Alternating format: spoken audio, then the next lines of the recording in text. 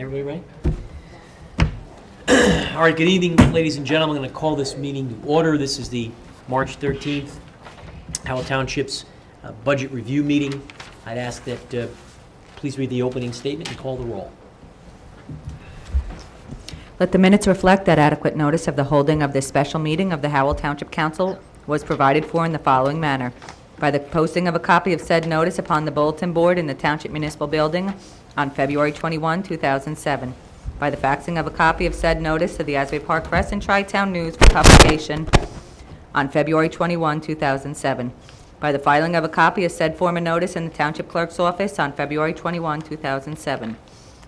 The public will be allowed to attend and will be allowed to participate pursuant to the Open Public Meetings Law. The public is reminded that civility and decorum will be maintained during the meeting. Any contracts awarded at this meeting or between now and the next meeting will be required to comply with the requirements of Public Law 1975, Chapter 127.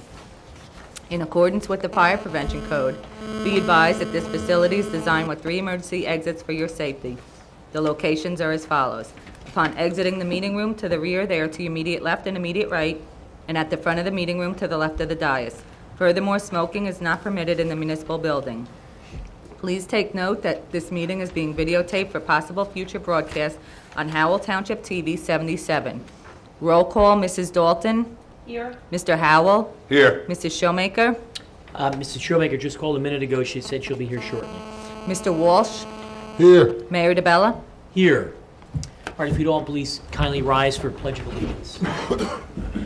I pledge allegiance to the flag of the United States of America and to the republic for which it stands, one nation, under God, indivisible, with liberty and justice for all. And if we'd all just please remain standing for a moment in silent observation of the troops that defend this country all over the world.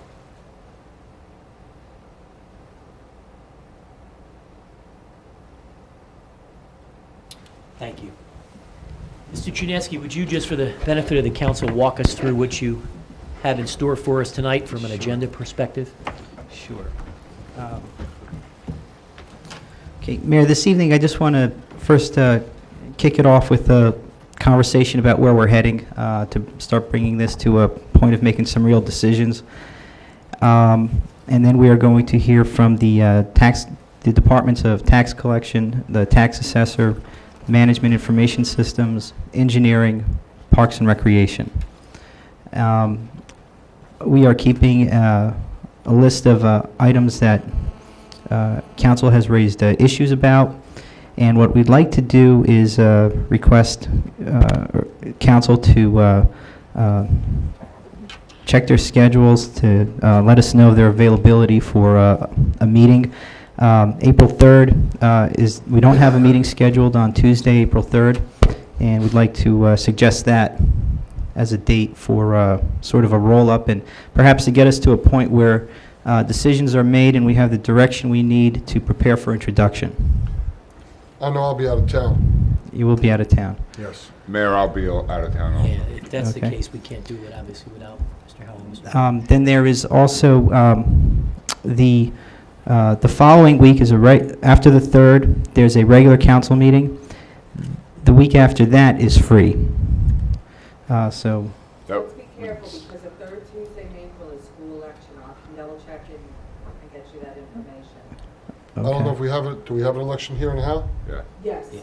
But there's nobody running against the 3, right? 3rd Tuesday. That's what. that would be the 3rd Tuesday. Yeah, they're all This opposed. room would not be available. Yeah, but you still have a Yeah, budget. the budget. And But could we meet elsewhere, or is it a? I mean, it's still sort of a workshop type 17th. setting for us. I think the issue with the school election is that we probably wouldn't have clerk's representation, because as I recall, you're in the midst of collecting all the data from the polling places, and Staff will be working here at the town hall. is there an opportunity, maybe we could just do it on a Wednesday evening or some other night, if that worked for the council? That's fine with me. Okay, how about we just call around tomorrow? Okay. But we will need one more workshop type meeting like this dedicated to the budget. Great. To date, we have some of the issues where we've noted some strong interest is discussion on the capital ordinances that are outstanding, There were questions about the mileage on the senior citizens bus. We're pulling analyses together on both the police vehicle needs, overtime, and further discussion on the VFW facility. And we continue to take notes on issues that you raise. There's just one more slide I wanted to call to council's attention. Last year we did a analysis on just some of our neighboring communities and how they compare to Howell in terms of budget and expenditures. And we went and tracked down the source data in a publication where I got that information from. And I wanted to point out, these are the numbers from the Division of Local Government Services for Monmouth County. If you take the local purpose taxes that we raise, and you divide that by each resident in this community, I think we should take great pride in the fact that we're spending $310.45 per capita per resident. And I developed this slide. There's actually two items I wanted to point out. The one on the left you just saw, $310.45. But then if you take our overall budget, our overall municipal budget, which now reflects grants and other sources of revenue that we're able to generate, and you divide our overall budget by residents, we're at $800 per head. Both of these place us in the lower 25% of the county, which I think represents a great value that our taxpayers are getting. I've often heard the argument that, well, we don't get services like garbage pickup, that residents have to contract for that by themselves. But what I would point out is that we deliver other services that other towns don't provide. Not all towns have a senior services department. Not all towns have a very active recreation department. And furthermore, just doing a quick analysis of contracts, that wouldn't add that much on a per capita. It certainly wouldn't in a neighborhood of $70 to $100 per capita if we provided trash collection would add to that figure. So I think we're doing very well. And by no means is this a license to spend, but I think it's something we should be proud of and that we should acknowledge when people ask us about it. And it's very hard for people to appreciate these numbers when they get a tax bill from us that shows county, two school districts, fire districts, and it's easy to lose sight of this number. And I just wanted to point this out too. Just my competitive nature requires me to show this. We've had a couple residents, well-meaning, tell us that if Freehold is perhaps a community that we ought to look at in terms of how to provide services and such.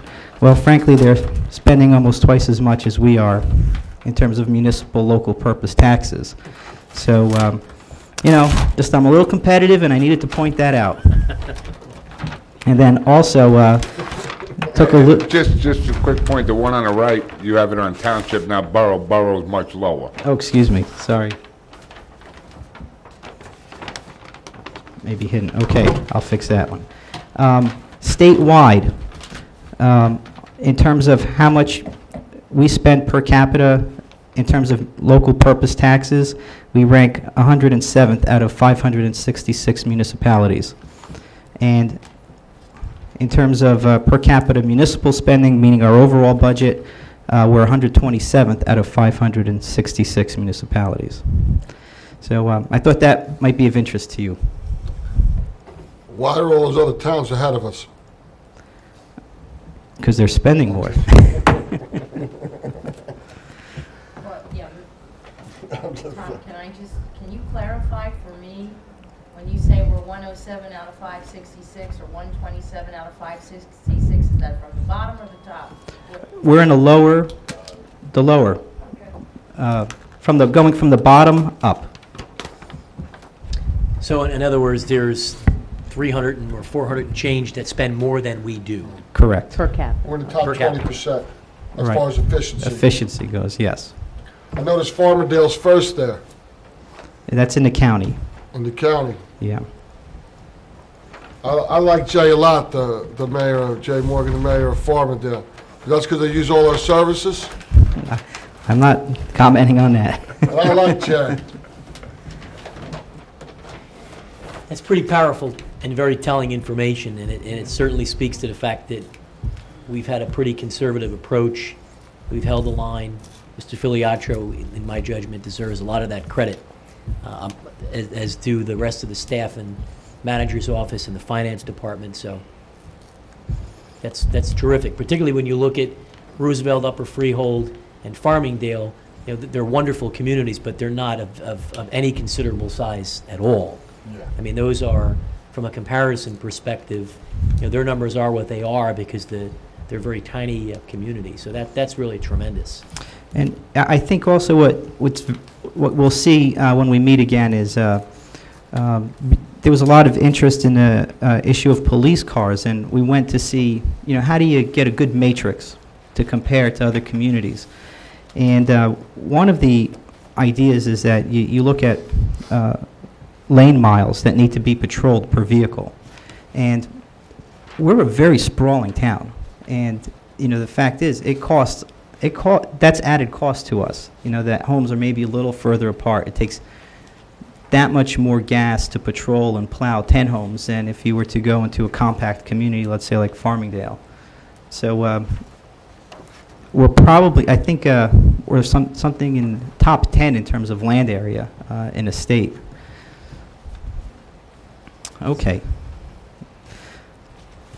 Okay, next we're going to get into the tax assessor. Tom, would you please join me? Incidentally, I'd just like to point out, Mayor, that practically every department did a PowerPoint, and we found out that that many of them really didn't know how to, and the department heads have really taught themselves in a period of a few days how to pull together a presentation. So I just want to acknowledge their work. Okay. First thing we'd like to do is reorientate the council and the public in terms of the organizational structure of each department. So Tom, I'll ask you to kick it off. Certainly, sir. Good evening. Mr. Lenahan, if you would just pull that mic a little closer and tilt it up, we appreciate it. Thanks for coming out. Good this evening. Is night. that better? Good. I work in the capacity of tax assessor for the Township of Howell. My basic duty actually is to determine the fair market value, supervise operations and maintenance of lists, records, and reports. And we work under actually the, we are a division, we work actually under the department head, who is in fact the chief financial officer for the municipality. Both me and the collector actually work as far as the deputies are concerned, under their direction. Directly below me actually is Robin. She works actually as my deputy. She works under my direction and in fact supervises the staffing levels that we have. She also is involved actually with the maintenance of the rateable base, the defending of the appeals, the gathering of the data as far as the audit is concerned, and the general overall workings actually of my office. I have three assistant clerks actually. I have Janice, I have Teresa, and I have Elizabeth. They are basically in charge of the everyday operations. As far as answering the phones, as far as data entry is concerned, as far as exemptions, as far as tax deductions are concerned, they in fact do the day-by-day work that enables us actually to satisfy the taxpayers when in fact they call our office.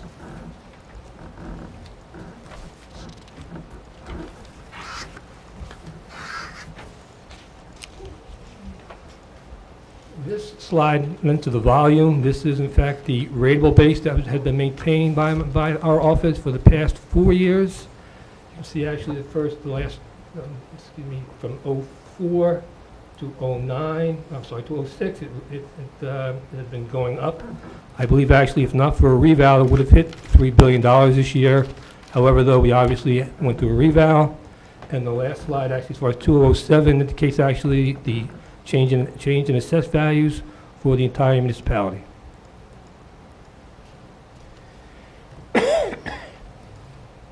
One of the more important functions actually of my department is the ad assessment tax list, which is comprised yearly.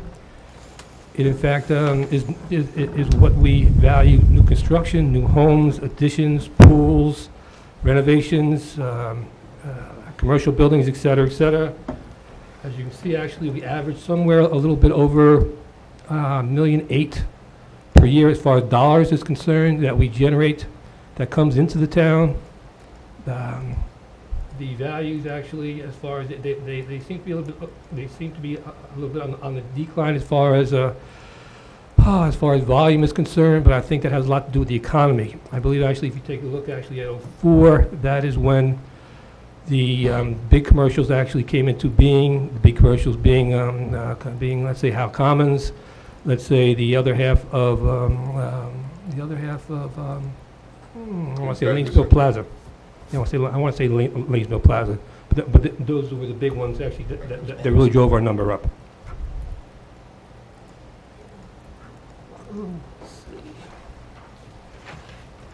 Primary goal for 2007 is to maintain the fair and equitable assessment throughout the township by use of the CAMA, computer-aided mass appraisal system, which is now in place.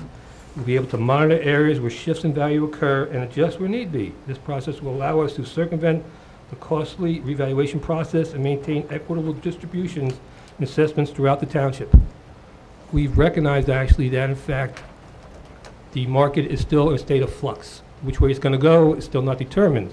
We maintain the ability actually, if in fact we find a development that we are not, that we find actually sliding, we have the ability actually to adjust that particular development.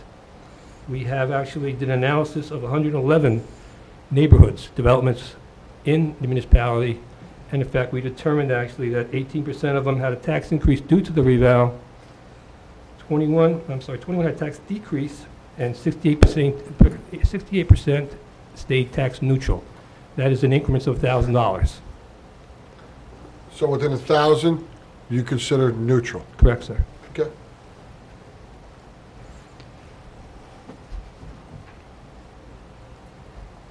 Last year's budget for 206, we were appropriated $415, which is in fact my computer-aided budget. We are actually online with the County of Monmouth. They do all our computer programming as they are a certified Mod 4 data processing center. We have to be on with them. We budgeted $17,000. We spent about $15,500 overall. My 502 actually is my dues and membership. They were $300. My dues actually last year for membership was $220. My 504 is my education fund. It was $2,000 last year. We spent $782. Overall, our overall budget was $19,300. We spent $16,460. My proposed 2007 budget. There you go. My 415. Again, my the computer software, the computer maintenance that we utilize, again, via the county. The additional funding due to the CAMA system acquired from the revaluation company. This will greatly increase our ability to monitor and market every neighborhood, enable us to react to market conditions. We believe that this will increase our computer processing fees. Again, our vendor is the County of Monmouth. It's not an outside vending firm. It is a county who, in fact, is theoretically not for profit. Okay, my 502. Tom, I'm sorry, Tom, would you just explain that this is, what this exactly is? It's a licensing and maintenance? Oh, absolutely. Program. We have to go through a Mod 4 certified vendor. There are a variety actually of vendors out there. There are private vendors who we've been with. We switched to the County of Monmouth actually for economic purposes. I believe actually that the $25,000, which is again maybe about $9,000 more I spent last year, may well be needed with respect actually to the new abilities that we have with our computer system that was installed actually via the revaluation. We have the ability actually to make changes that we didn't have last year. We have the ability to react one way or another to situations that we didn't have last year. I believe actually that it's a good investment to make, to see how we make out as far as this year is concerned. I didn't want to shortchange the process. With my 502, I increased that actually from the 300 to the 500. Additional funding sought because my deputy actually dues were not paid last year by this municipality. She is now in this municipality, and in fact, I'm going to try to, I want to pay her dues with respect actually to the organization that she belongs to. She belongs to 4 organizations. I believe that they're all important, and that's what the $200 increase is for. My 504 is education fund. The request I remain the same in spite of what I spent in 206. I became recertified in 205, and I don't have to be recertified actually to 208. I took it a little easy last year as far as my courses are concerned. I don't intend to do that this year. I intend actually to, in fact, become certified in the 207 tax year. Therefore, I'm asking that funding to remain. And finally, we have no capital request for the 2007 tax year. We fortunately received our vehicle that we put in for last year. It's a great Jeep. I thank Tom for it. I thank you for it. It's a godsend. The other car that we did have did go down about 3 months ago, and we sort of improvised for a couple months, and then the Jeep came in the beginning actually of February, and it was very much needed at that particular time.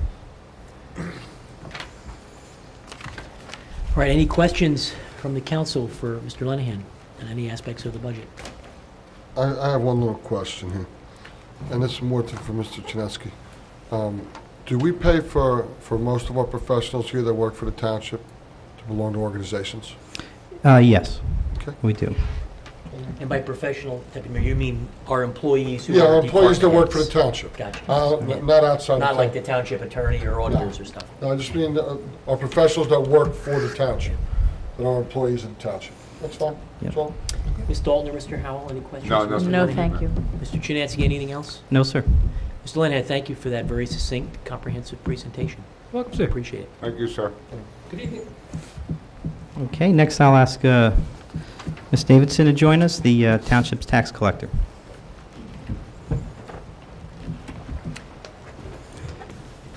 Hello, Ms. Davidson. Thanks for coming out. Thank you. Good evening. Good evening.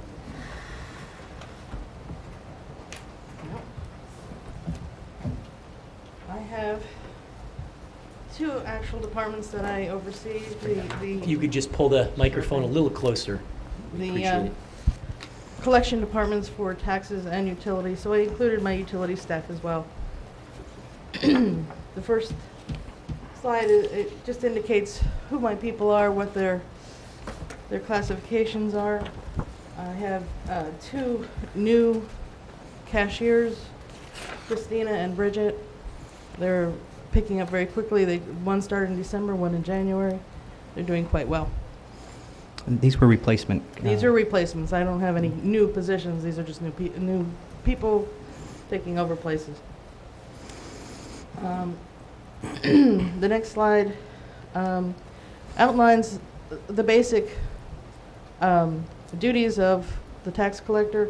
We do billing, annual billing, added assessment billing. We adjust for the judgments and make adjustments for deductions that people apply for, both positively and negatively. Collection is fairly obvious. We collect all that money. We do the best we can doing that. Enforcement is delinquent notices.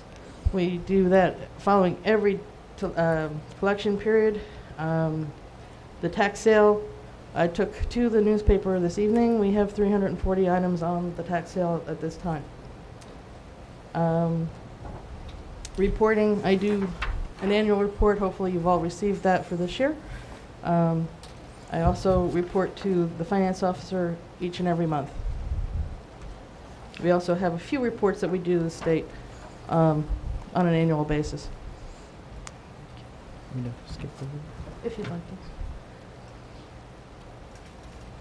The utility, I have 1.5 people, including me. We have 1 person, I should indicate back on the previous side, we have Grace, who goes between the 2 offices. Her salary split between the 2 departments. She helps She's the main cashier for the sewer department and assists the tax collection side when we are in need.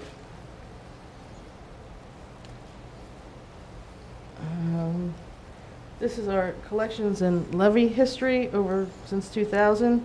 Each year it's going up as far as the levy goes. Our collection rate keeps going up with it. The next slide shows you our actual percentage of collection, which Just took a dip. Susan, I'm sorry to That's interrupt. all right. Just to point out that this represents, it's not just a monetary increase. I think that one of the points of this slide is that it also represents an increase in the work that the office is producing, because all these collections need to be taken in, they need to be reminded to pay, people need to be greeted at the window, so it just represents increased traffic in the office as well. I'm sorry. That's okay, thank you.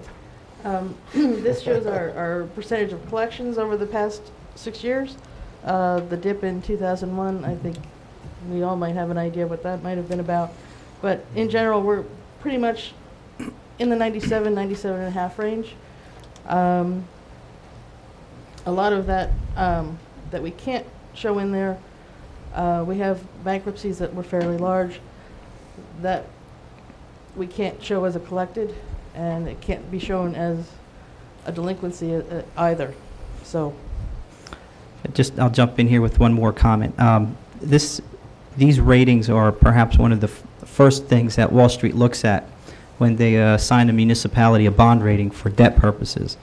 And although many mortgage companies send in tax payments, this also requires a lot of letter writing and a lot of phone calling and a lot of reminding from our office to get the rate to that point. And what this means from Wall Street's perspective is it affects the rating we receive. And that has a direct impact to how much interest we pay on the money we borrow. So this is linked very, very tightly to our ability to undertake capital projects at an efficient borrowing rate.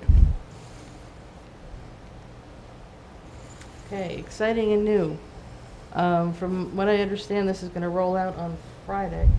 We have a new online lookup system where anyone out there with access to the web can look up any account, tax or utility, and see what their billing is. To have information regarding delinquency, interest, liens, that sort of thing, there is a PIN number that would be assigned. And it should be fun. Should be really interesting. And it's these types of innovations that allow us to keep the staff, despite you saw that increase in how much business we actually process, it's these sort of efficiencies that allow us to keep a level staffing in the Yes, departments. My staff has not increased since I joined Howell Township in 1985. We're a half person more than we were back then. A whole half a person. A whole half a person. If I may point out, we didn't have the sewer system in 1985 either. That's true. Future endeavors, I'm not sure if anyone's familiar with ACH withdrawal. Basically what this is a way for us to allow Howell Township residents to give us their bank account numbers. It's all encoded. No one will know what it is. Once the tax quarter comes along on a specific date, we send a file out. The bank tells us whether or not there's money there. It comes back. We pay those accounts. They're all done. So I can give you my information, you won't send me a sewer bill ever again? We'll send you a bill. You're still going to get your bill so that you know what it is. But you will then allow us to take that money right out of your account. And it's a much more efficient system than doing the credit card. Two questions. I'm sorry, go ahead. Now, I would love to know if we could even expand it a little further, and if I didn't want a bill, I can always look it up online. We have the system. Why waste the paper, the toner, the stamp? and the time. If me as a citizen would opt out, I'd be fine with you taking my money, looking at it on, somebody else would look at it online for me. I don't know how. But, I'm not sure how many people would opt out on that. I don't know whether that would be something that the software at this time would handle, because we don't have that as a specific option to opt out of Okay. actually getting a paper bill. maybe something for the future. Just a couple of questions on There this. may be some legalities involved in that too, as far as Right. the billing that we'll have to look at. Tax bills absolutely have to go out. That I'm very sure of under the law. Sewer bills, I'm not quite sure whether there's anything that in that regard. Maybe something for us to look at down the road. Is there, obviously, this will increase our ability to reduce the amount of dollars we're in arrears with respect to collections. So can we make any adjustments once this is operational? Can we make some adjustment to the reserve for uncollected taxes to anticipate, based on the percentage of people that actually use this service, the increase in revenues and the reductions in late payments, if you will? Not until we realize that increase. Well, not only that, but the ACH is really only meant to be done on a quarterly basis for current taxes. So it's more of a convenience for the taxpayer than Okay, so than there's no going to upside from a be, cash flow perspective. It's not going to increase their cash flow. It's just going to be more convenient for those who are already paying their taxes of how they can pay their taxes. There are quite a Okay. few people that use the online banking, and they Right. send us, we get these checks. That costs us a lot of time, because in my office, then we have to create a stub for us to Mhm. process with. Mhm. And I would say we spend, I probably a full day if I took the whole quarter and put it all together, which is 10 days. One full day just trying to process those kinds of checks. By doing this, we're hoping that some of these people will hop on board. It'll go through automatically. We don't really have any hands-on processing other than to look at the list and confirm the list. Are there any additional charges that we get from our own bank by virtue of the ACH, the That's- sweep, if you will? That's what we have to work out. I have to work with Jeffrey and the banks with regard to that. And in terms of the actual technology, is this sort of stage fronted on our website and we're using someone's technology back office, or how? We actually haven't launched this yet. This is a goal for the coming year. Okay, so do you, is, The ability is in our program. We just have to work with the bank Okay. to get everything working together. but when you launch it, where will this be housed, if you will, from a technology platform perspective? Okay, well, the front-end stuff will be part of our network, Okay, but the transactional information will be at the bank. okay. Each record that we have in our database, we have a spot for the ACH. It's not something where you go online and say, I want to do this. This is something where you would fill out a form, provide us with a voided check or deposit ticket, I believe, and then we would encode that onto your account. So in other words, when you go to the website, our website, that's where this new capability is going to exist? No. Where will you actually go? The form will be there. The form will be there, and the instructions on how to use it will be Okay. there. Once each quarter comes along, I will have, say, pick the first, just for ease. On the first of the quarter, I will send a file off to our bank requesting them to basically pull this money Mhm. over to our bank Okay. account, out of your bank account. Now, earlier, okay, I think you answered my question. Mayor, you raised Dawn, you look like you had a question on this. No, I think I was just, the ACH, but that's something in the future. I mean, but That's some- something that it has to be completed. We're working on that. Hopefully, we can get some information together through Jeffrey and the banks. and Actually, get that. my real question was that you're telling me that online checking, online checks actually cost us more money? Costs us time and processing energy time. for process, yes, because all we get is the check with maybe, hopefully, if the Right. person put their account number and/or their block and lot on there. Sometimes we have to look it up to see, because they don't include that information. We have to look it up by their name and address. Because typically people would send back a stub with their Typically, check. we get a stub and a check. With the online banking, all we get is a check.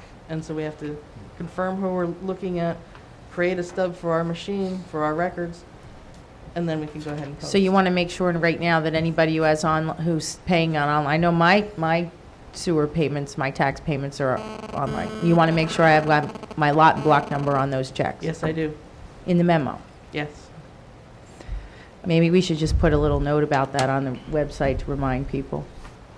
It still costs us time, though, because we still have to look it up, create a stub, and go process. That's why we're hoping that more people will go for the ACH, because that is we would not have to create a stub, we will have a listing, and we can go from there.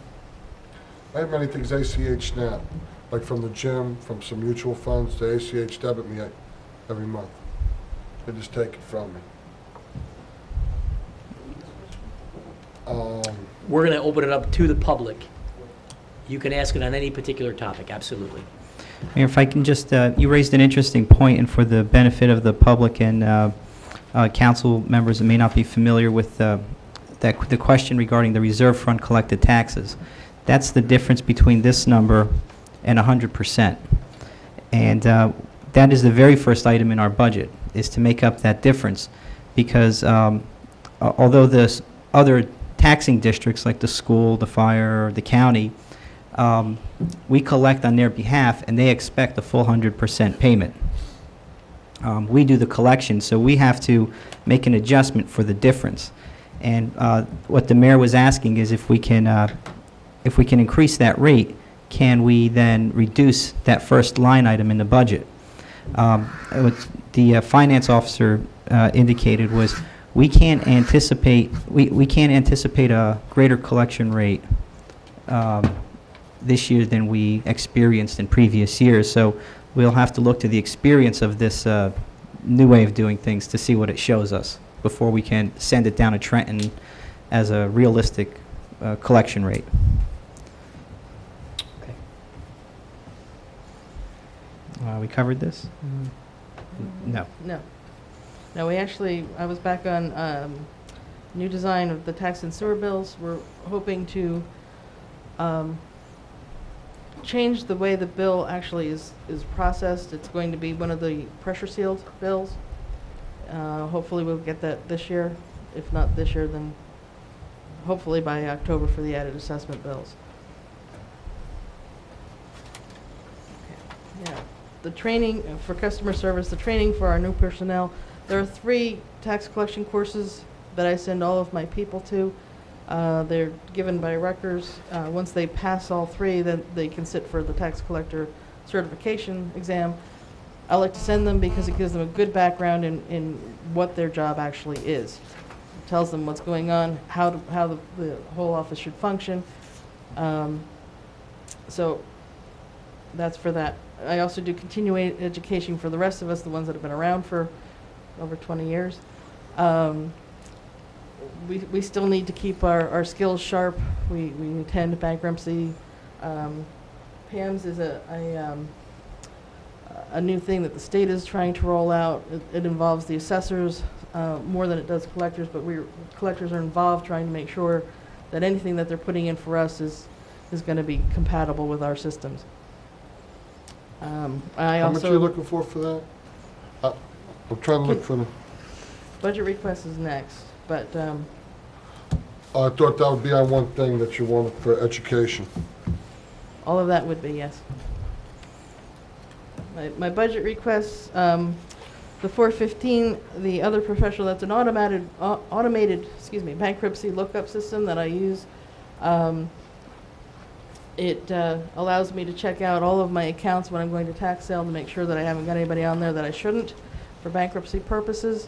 It also allows me to continually check on the accounts that we do have in bankruptcy to make sure that we're being properly accounted for and that our status is correct. What is that, the Pacer? Yes. It's like 7 cents a page or something? It's very 8 cents now. Next up. Legal advertising, that's for the tax sale advertising that I just took to the newspaper. Right now, as I told you before, we have 340 line items on there. Hopefully, we'll reduce that by tax sale time. That makes my life a little easier. But at this point, that's where we are. Conferences and meetings, I just got in the flyer. I'm a little short on that. My spring conference will be $275. I take my deputy with me. There's a lot of good information going on. It's going to be $275 for each of us.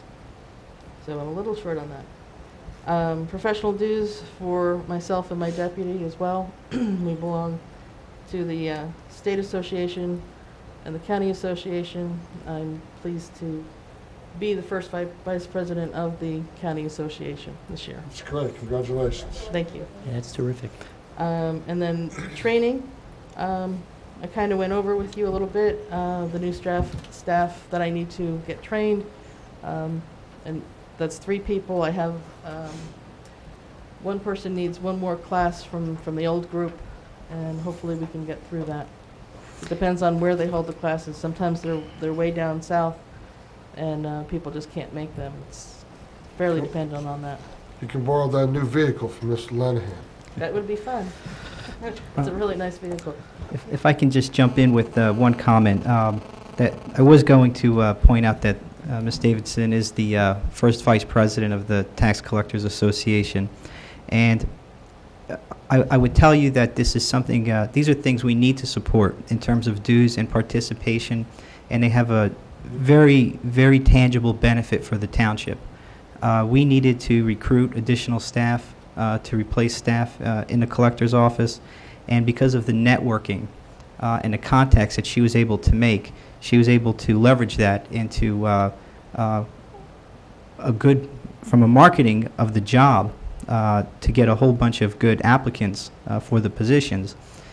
She was able to translate that experience and that invested time. And that happens, oh, by the way, to always be the case when your department heads are considered leaders in their fields. You're able to recruit good professionals under you. So it's something that I definitely support and would encourage council to do the same.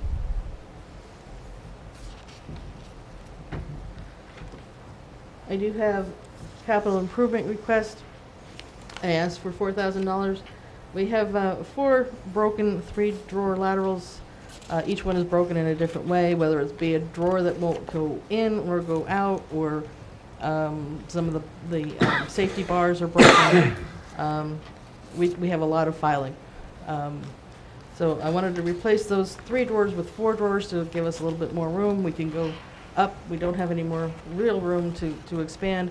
I do have room for 1 more that I want to put into that filing room so that we can actually get our fingers in between the files. And last but not least, I just wanted to share with you that we do have a tax collector's creed. Basically, it tells you that we believe that the taxpayers are the most important people, and we're here to serve them. That's terrific. Any questions on this particular budget? Yes. I see a change in full-time employee salary. It looks like an increase of 42,000. Are we asking for another person? No. I was asking for, I'm sorry, well, from the 2006 final to the 2007 department request.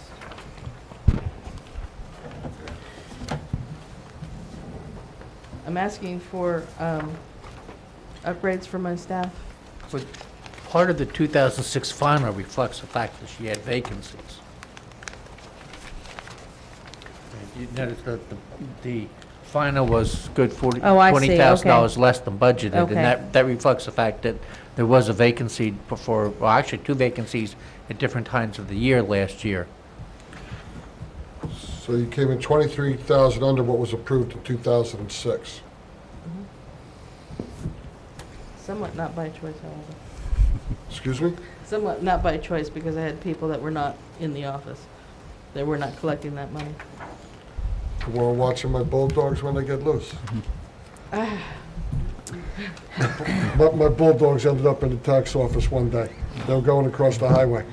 When I had the electric fence, I was having the addition done. I'll always be indebted to the office for taking in my dogs. Well, they scared us. Yeah. There's the traffic out there, and they're beautiful dogs. We didn't want anything to happen to them. Blew right through that electronic fence. Boom. With respect to salary adjustments or increases above and beyond any sort of contractual agreements, the department's heads were directed to be very blunt with respect to who they thought was in line for an increase and to justify that. And because it's important to know, especially as the manager, it's important to know, and it's shown in the budget. But as with the capital budget, we're limited, and we're going to have to be in a position to make choices, and we'll be weighing those as we get closer to adoption. But the department heads were directed to include that information for my benefit.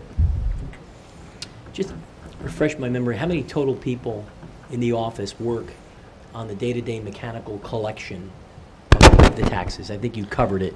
Taxes, I have 5.5. Sewer, it's 1.5. So you have 7 in you. Well, 6 in me.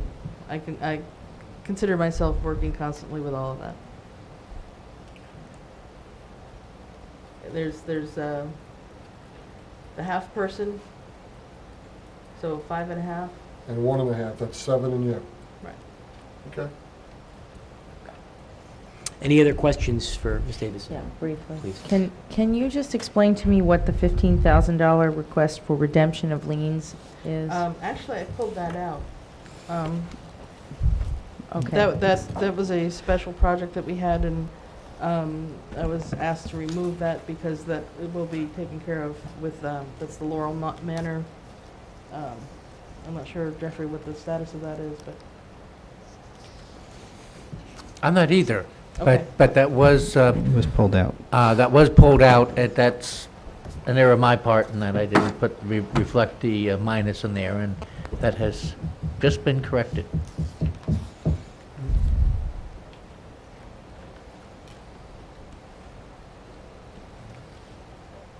Any other questions on this aspect of the budget? Okay. Thank you for coming out. We appreciate it. Thank Mayor, you very much. The department heads typically leave after their presentation, and I believe there is a resident who might have had a specific question. Sure. Was there any question on this particular aspect of the budget? We'll certainly entertain questions. But we just need you to come up for the benefit of the record and just give us your name and address, although you need little introduction in this chamber.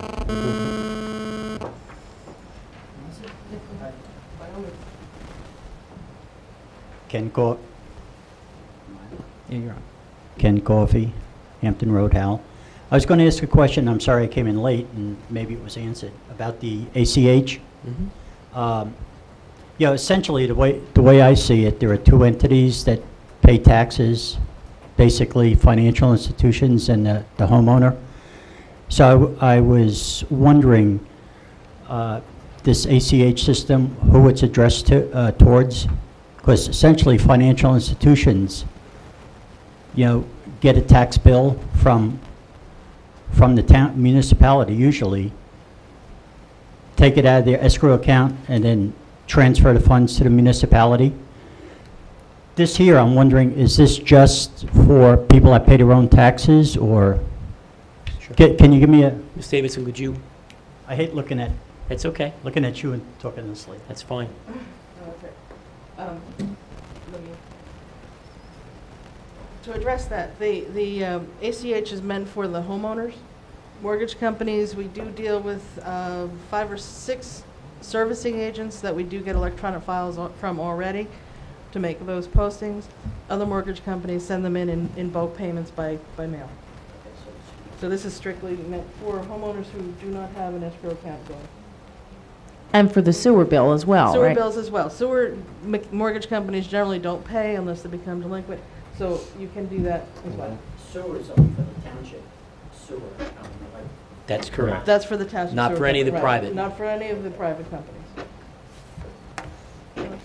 Any other questions on this aspect of the budget? Okay, thanks again. Thank you. Appreciate it. Have a good night. Okay, next we have the MIS department.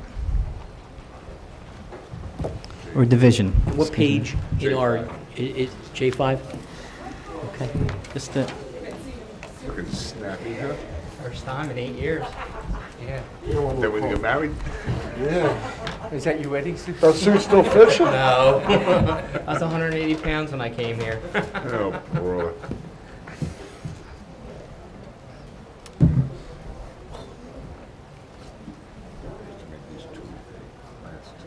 I think I'm gonna have to go get a donut.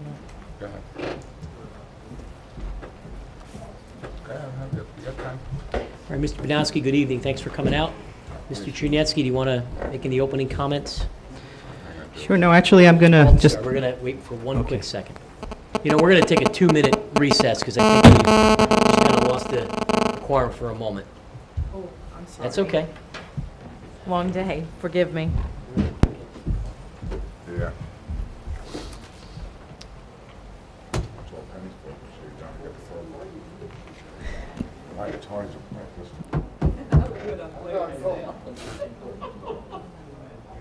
That's rough, huh? 18 boxes of Girl Scout cookies, my top. Where's your sidekick? Is he up there filming us? 9 boxes.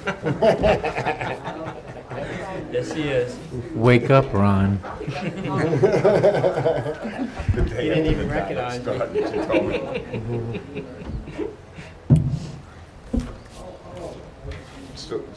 The story at my ass. Hurry up and wait.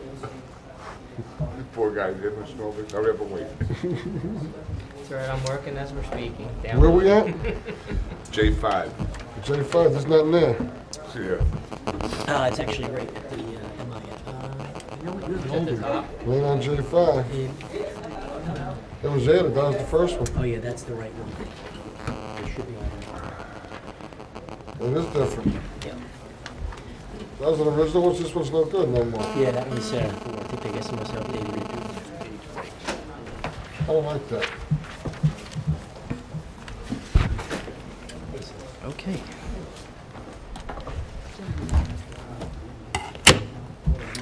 Mr. Chernetsky, whenever you're ready, we can start again.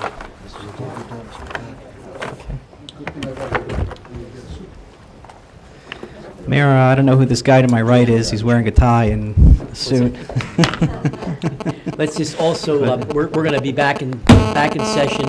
Mrs. Showmaker has arrived, and we're going to begin with Mr. Banowski and our technology department. So welcome, Mr. Banowski. Thank you. Thank you, Mayor.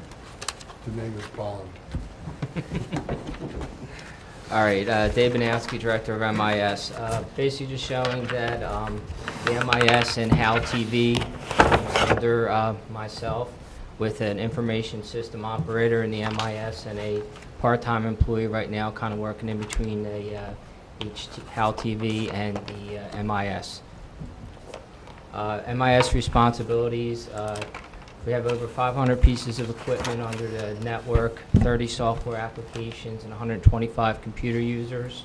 The phone system, we have over 200 units of various different equipment, including the phones and the telephone. We take care of the Township website, Howell TV, and the Municipal Court video and conferencing system, just some of the responsibilities of the MIS. And as far as community service, you know, we're trying to provide cost-effective services into the taxpayer home of business with the Howell TV and the website. We support and protect the township's information infrastructure, and we support the township employees in providing the services that they do to the taxpayers. All right. 2006 accomplishments. We got all the buildings wired for the new phone system. We installed Spatial Data Logic, which is a permitting software application which encompasses 6 departments, and that's a precursor for another goal, which is to be able to fill out a permit online. We redesigned the website and started bringing out some of the web services. One that just went out last month, which was Q Alert, which is a citizen's complaint form that they can fill out online and get a response back. We converted our email system. We also converted our server operating system. And we also, this year was our first full year of Howell TV, plus our other operations that we've taken on. And part of that is also doing a police community and you. We had a full year of that and ran at the end of the year all the different services that associated with that they do in the schools and around the community.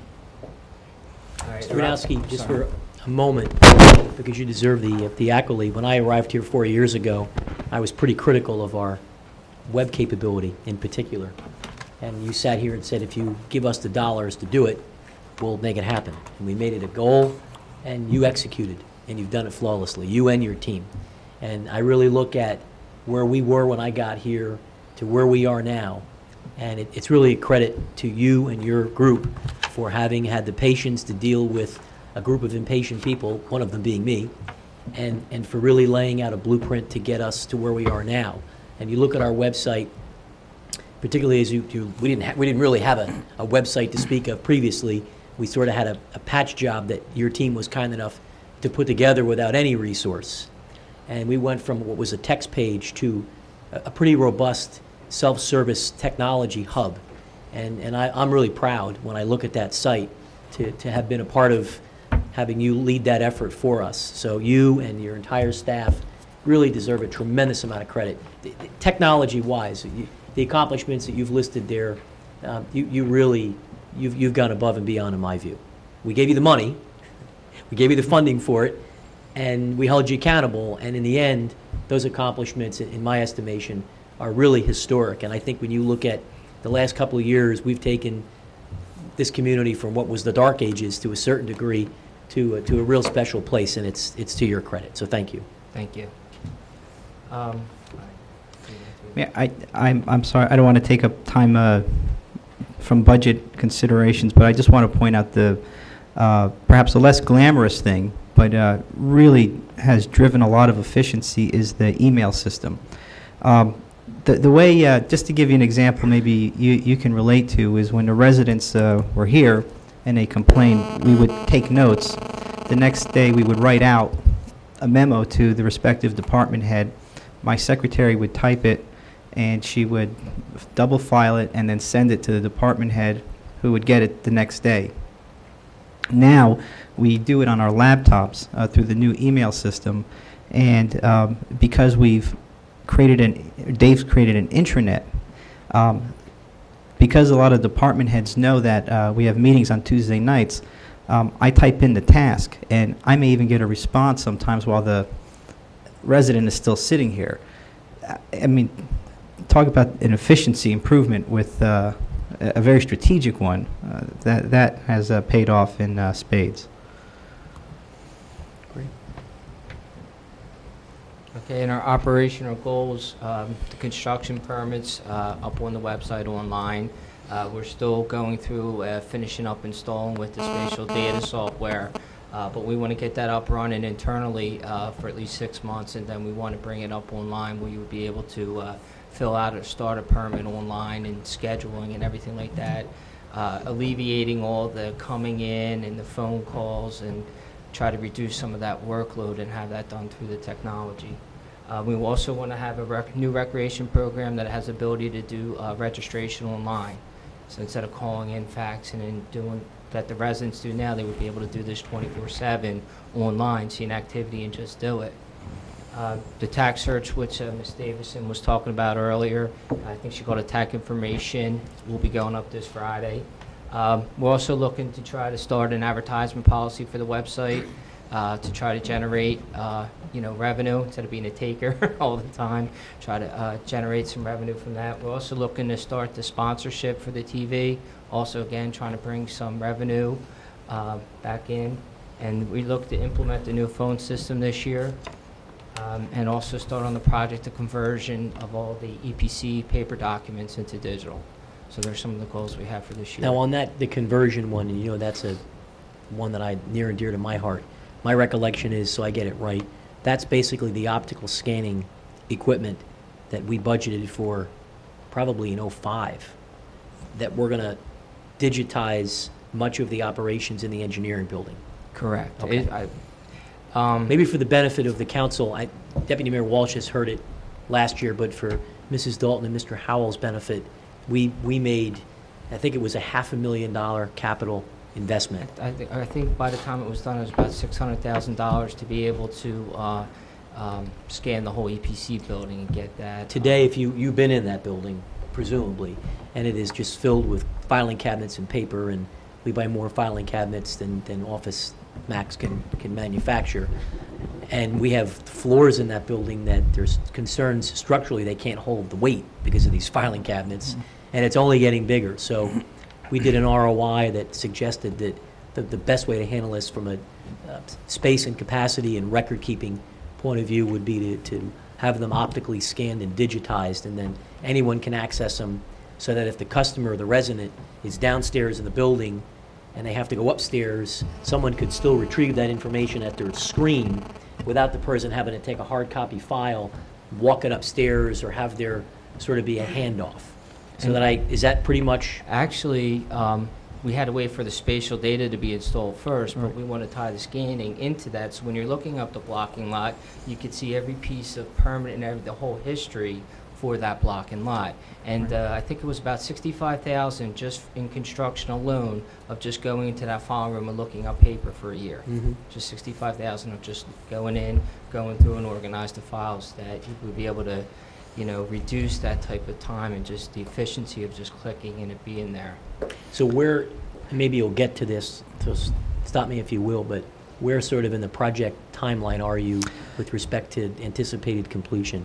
Mayor, I'm sorry, Dave. Well, no, I was just saying both the phone system and the scanning has to go out to bid. So as soon as I get a free minute, it's on my desk. Okay. It's top of my pile. But it's to already create been that capitally budgeted for, if you will. Correct, both is- of those, yes. So this is the, like you were saying, and we had the huge capital expenditure I budget in remember. 2005. I've taken a and- lot of heat for that big capital budget, And also for, that's when we started the TV also, at that time also. So we were, quite inundated with the advance of, duties. On the telephone issue, one of the complaints, I've actually experienced it, is this going to increase our trunk line capacity? Because we do get busy hits. And the busy hits are when you have a bad line and it's up in the hunt group. You're actually only working on 4 instead of the 50 we have. We are going to go to fiber optic, so you don't have PRI ISDN lines, so you won't have the problem. Plus, our copper has been dug up and maxed out, and it's old, and every time it rains, we get at least 6 lines. It gets static, and they just transfer it to the other 6. So the trunk line issue will no longer even exist once we go digital. Correct. I mean, we still could have issues, technology has issues, but we'll eliminate the existing issue we have now, going with the PRI lines, which takes us from the copper onto the optical, which is more efficient. Mayor, if the files are to be scanned digitally, they're still files, and the spatial data logic represents the filing system.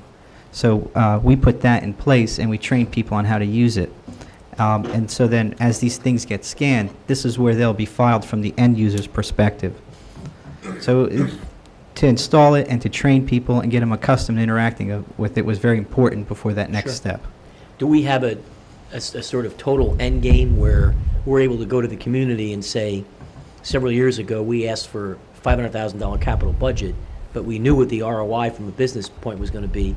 It's live and it's ready, and look at the efficiencies and service and turnaround time. I mean, what's the end game? The hard, I want to give you a clear answer, and it's just that I don't know. Okay. Only because for a period of time, what's going to happen is that the departments are working on parallel tracks. Right. And it all depends on how busy they are and how comfortable they are with the training and the migration to the other one.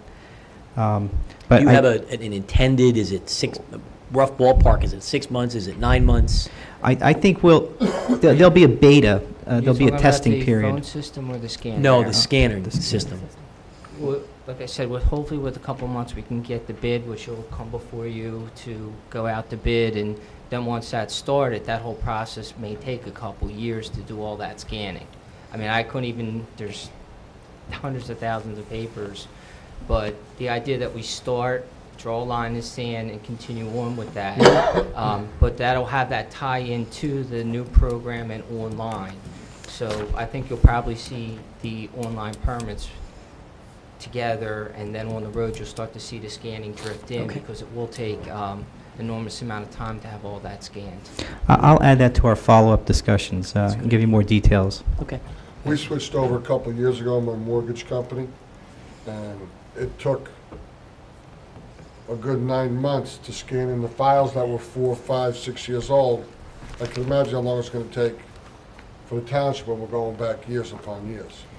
But the space that I need now to store those files has disappeared. And we're also going to do it by division, start with construction code, get them completed, then move to the other different division departments. Great. So they can start benefit from the efficiency of it and move into the other departments instead of trying to just do a little piece of everybody. Okay. Can I just ask, Sure.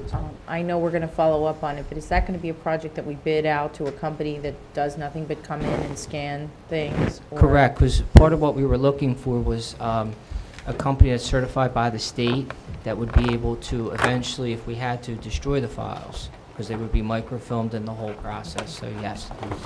And I have some recollection of a few months or a few weeks back, we having some proposal for a grant to start storing our records. Am I There is a Paris grant that's a planning grant, as far as a general planning for records retention and storage, and they certainly work hand in hand.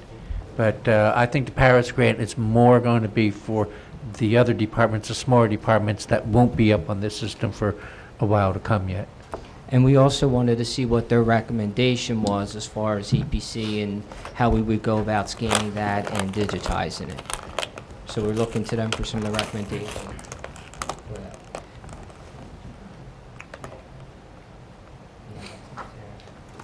No. All right.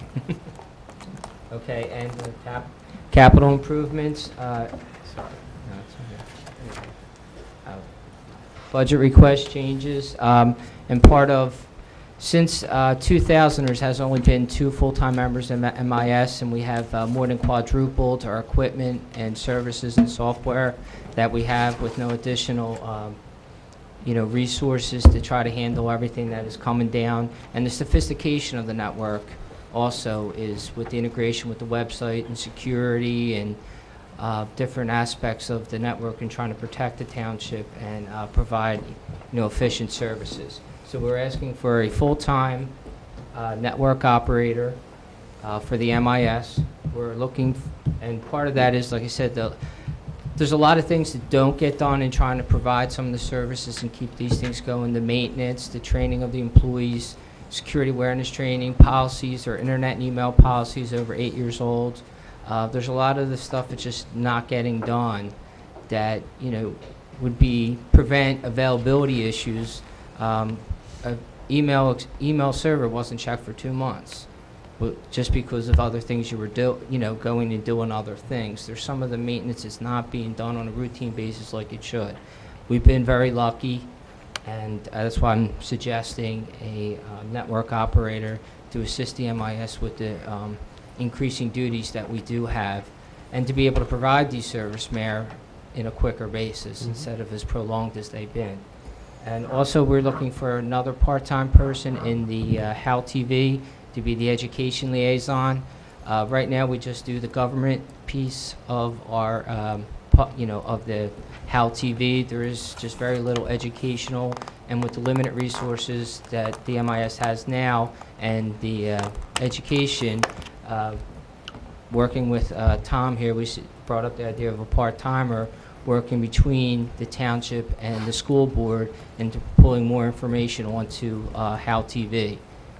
And also for a 6-month temporary person to clean up all those files before they're scanned, garbage in, garbage out, just to kind of go through the files, make sure they're organized. So what we're giving to the scanning company needs to be scanned, instead of a bunch of little papers that we're paying 10 cents a piece for. So that was just something that was suggested, I even believe by the Paris grant people, that you could save a lot more money than that little, not that's a little bit, but compared to a $600,000 scanning bill, I think there would definitely be a return of investment to have a temporary person clean those up ahead of time. Did you say a $600,000 scanning bill? That's correct. That's what's budgeted. I mean, That's, we have 2 trailers and And that's building already full been of- budgeted Correct. in last year's, 2005, I believe. 2005. That was a Yes. part of this whole expenditure, if you will, to move to technology. Correct.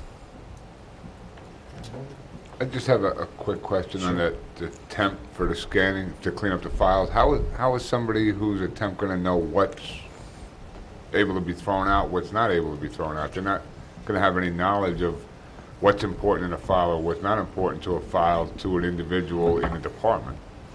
they're going to bug the department head. Pardon me? They're going to bug the department head. Right, so, well, if we're going to have the department head having to clear everything that's thrown out, why don't we just leave it with the department to clean up their own file?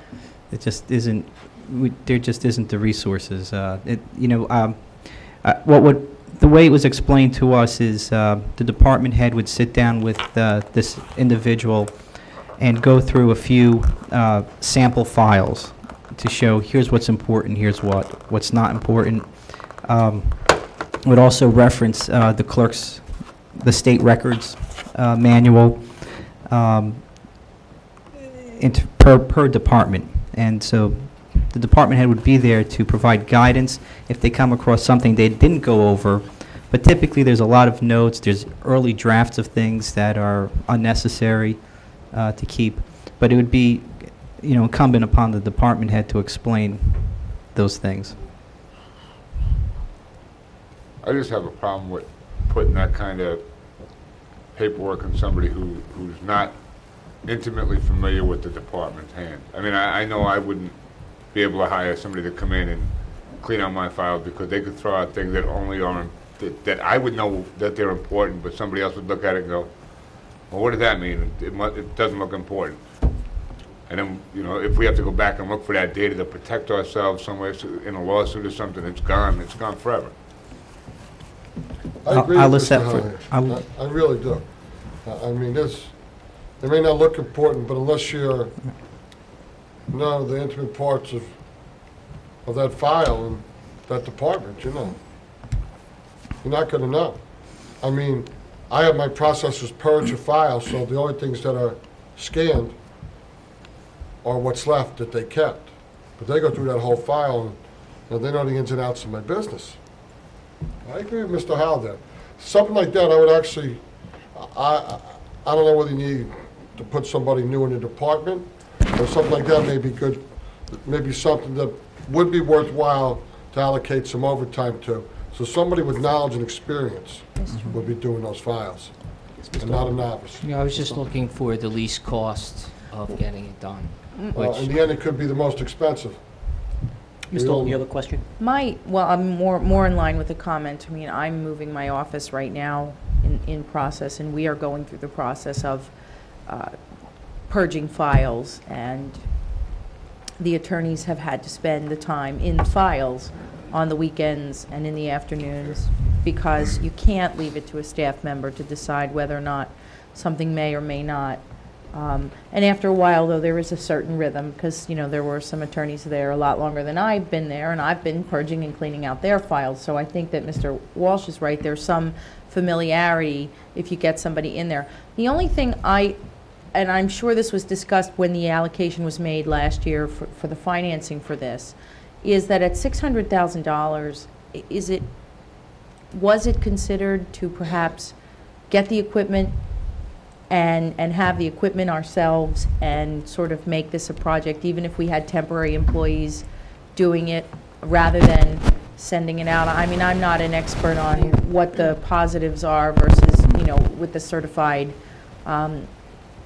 scanning company or what have you, but I know, at least from my office, it was much more financially reasonable for us to do it ourselves in-house, and we weren't worried about the 10 cents per page to scan something. And some files that were rather large, maybe 5 or 6 boxes like this, have taken less time than you would expect.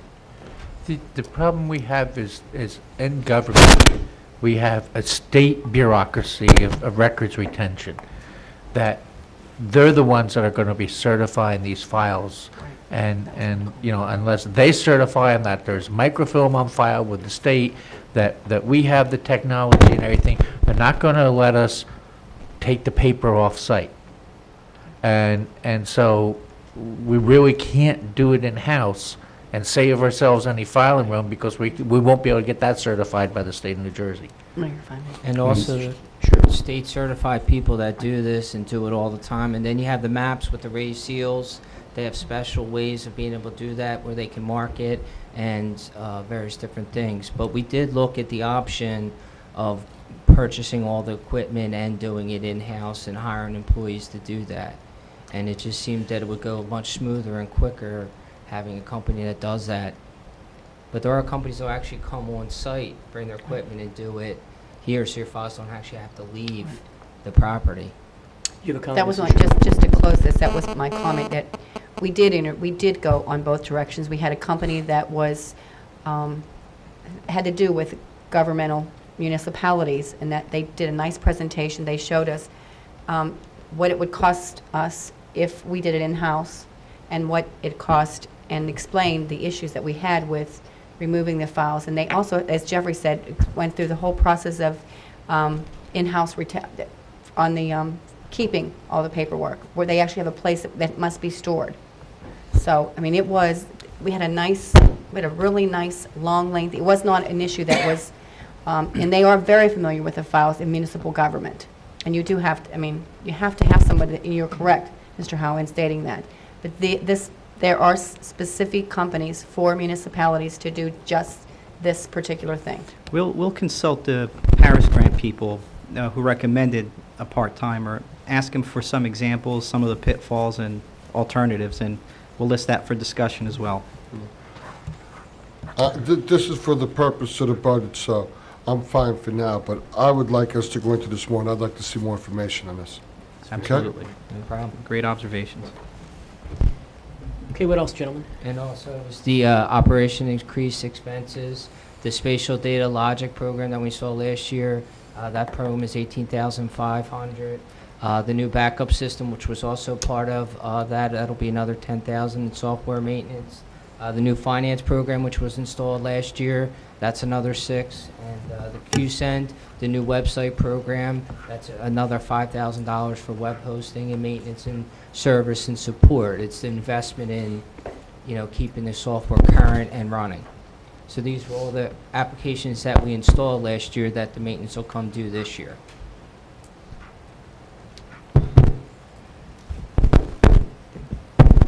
Okay, and now we have the capital improvements. It was suggested by the state arm that we should have an email archival system. So I put that in as a capital request. Right now we are not archiving any emails at all. If the person deletes it, it's gone. Install a third video camera in the council room. We're looking to upgrade the back camera and then move the other camera over here. It was suggested that we have 3 cameras so we can get other people speaking, the professionals over here, so we put it in the budget. Council asked for that, so. We'll go with 2 workstations for the engineering. Their AutoCAD program is very processor intensive, and the systems they have now, it could take 20 minutes for a file to load and work on it. So we're looking at them to get the right equipment now that they're about 4 or 5 years old, and we're really slow with the latest versions of AutoCAD that they're running.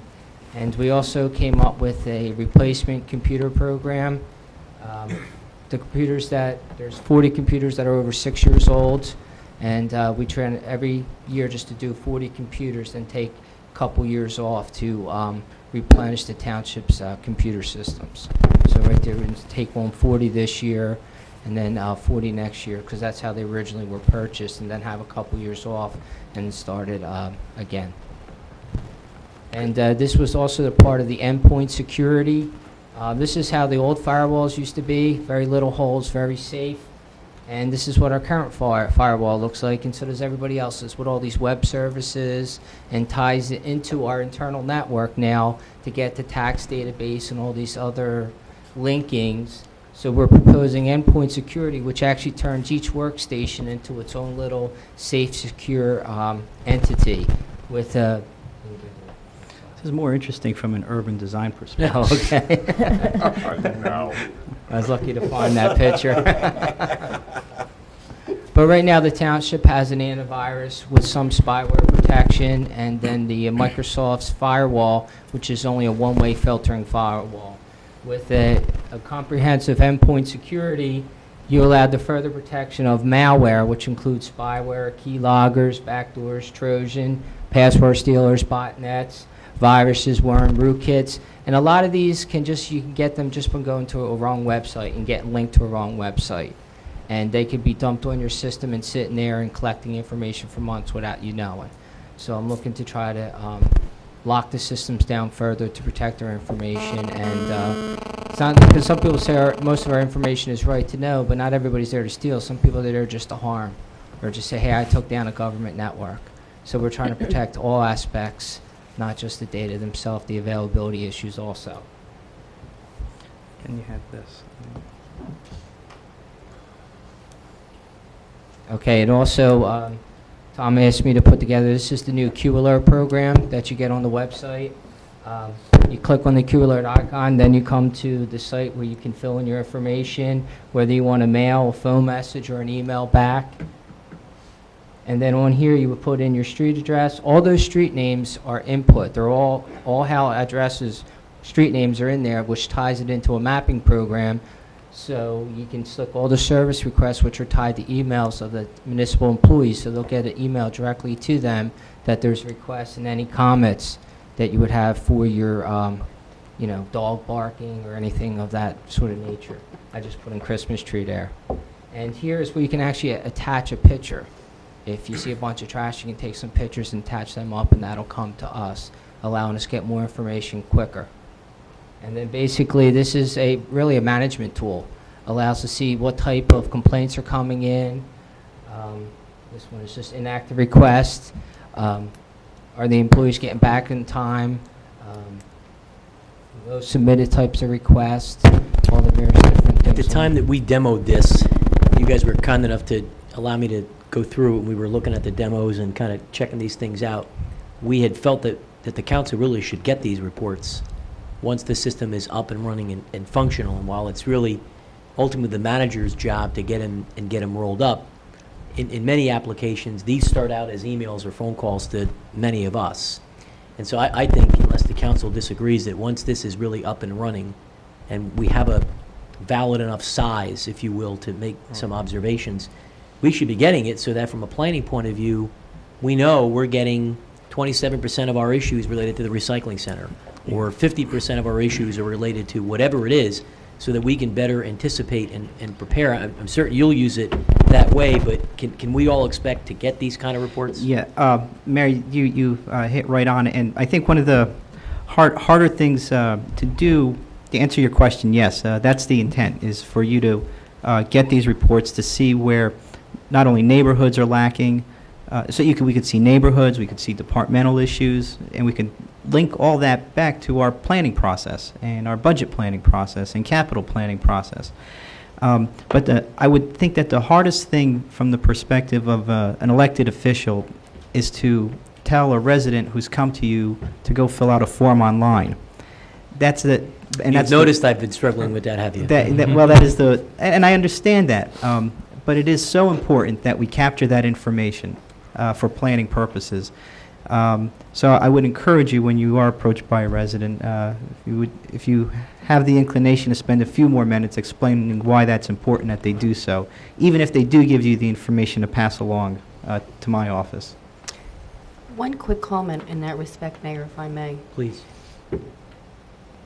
Would you ever foresee us having a computer somewhere in the vicinity of Town Hall where a customer didn't have to stand in line, could sit down to the computer and put their input right in there if they didn't have a computer available to their self? Like a kiosk. Mm-hmm. Yep.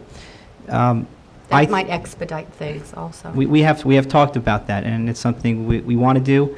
But I would also point out, though, if you don't have access and you call in, we will do this for you. We will log this on your behalf through the normal RTC process. Wonderful. Thank you. Mayor, and Tom, just to add on to Mrs. Schumacher's point, when you and I spoke about that about a month ago, one of the reasons that I had asked you about putting that kiosk outside was because if there were residents at a meeting who had to leave, they could hit the computer on their way out the door and type the RTCs in. Right, right. Well, that's something we want to accomplish this year. Okay.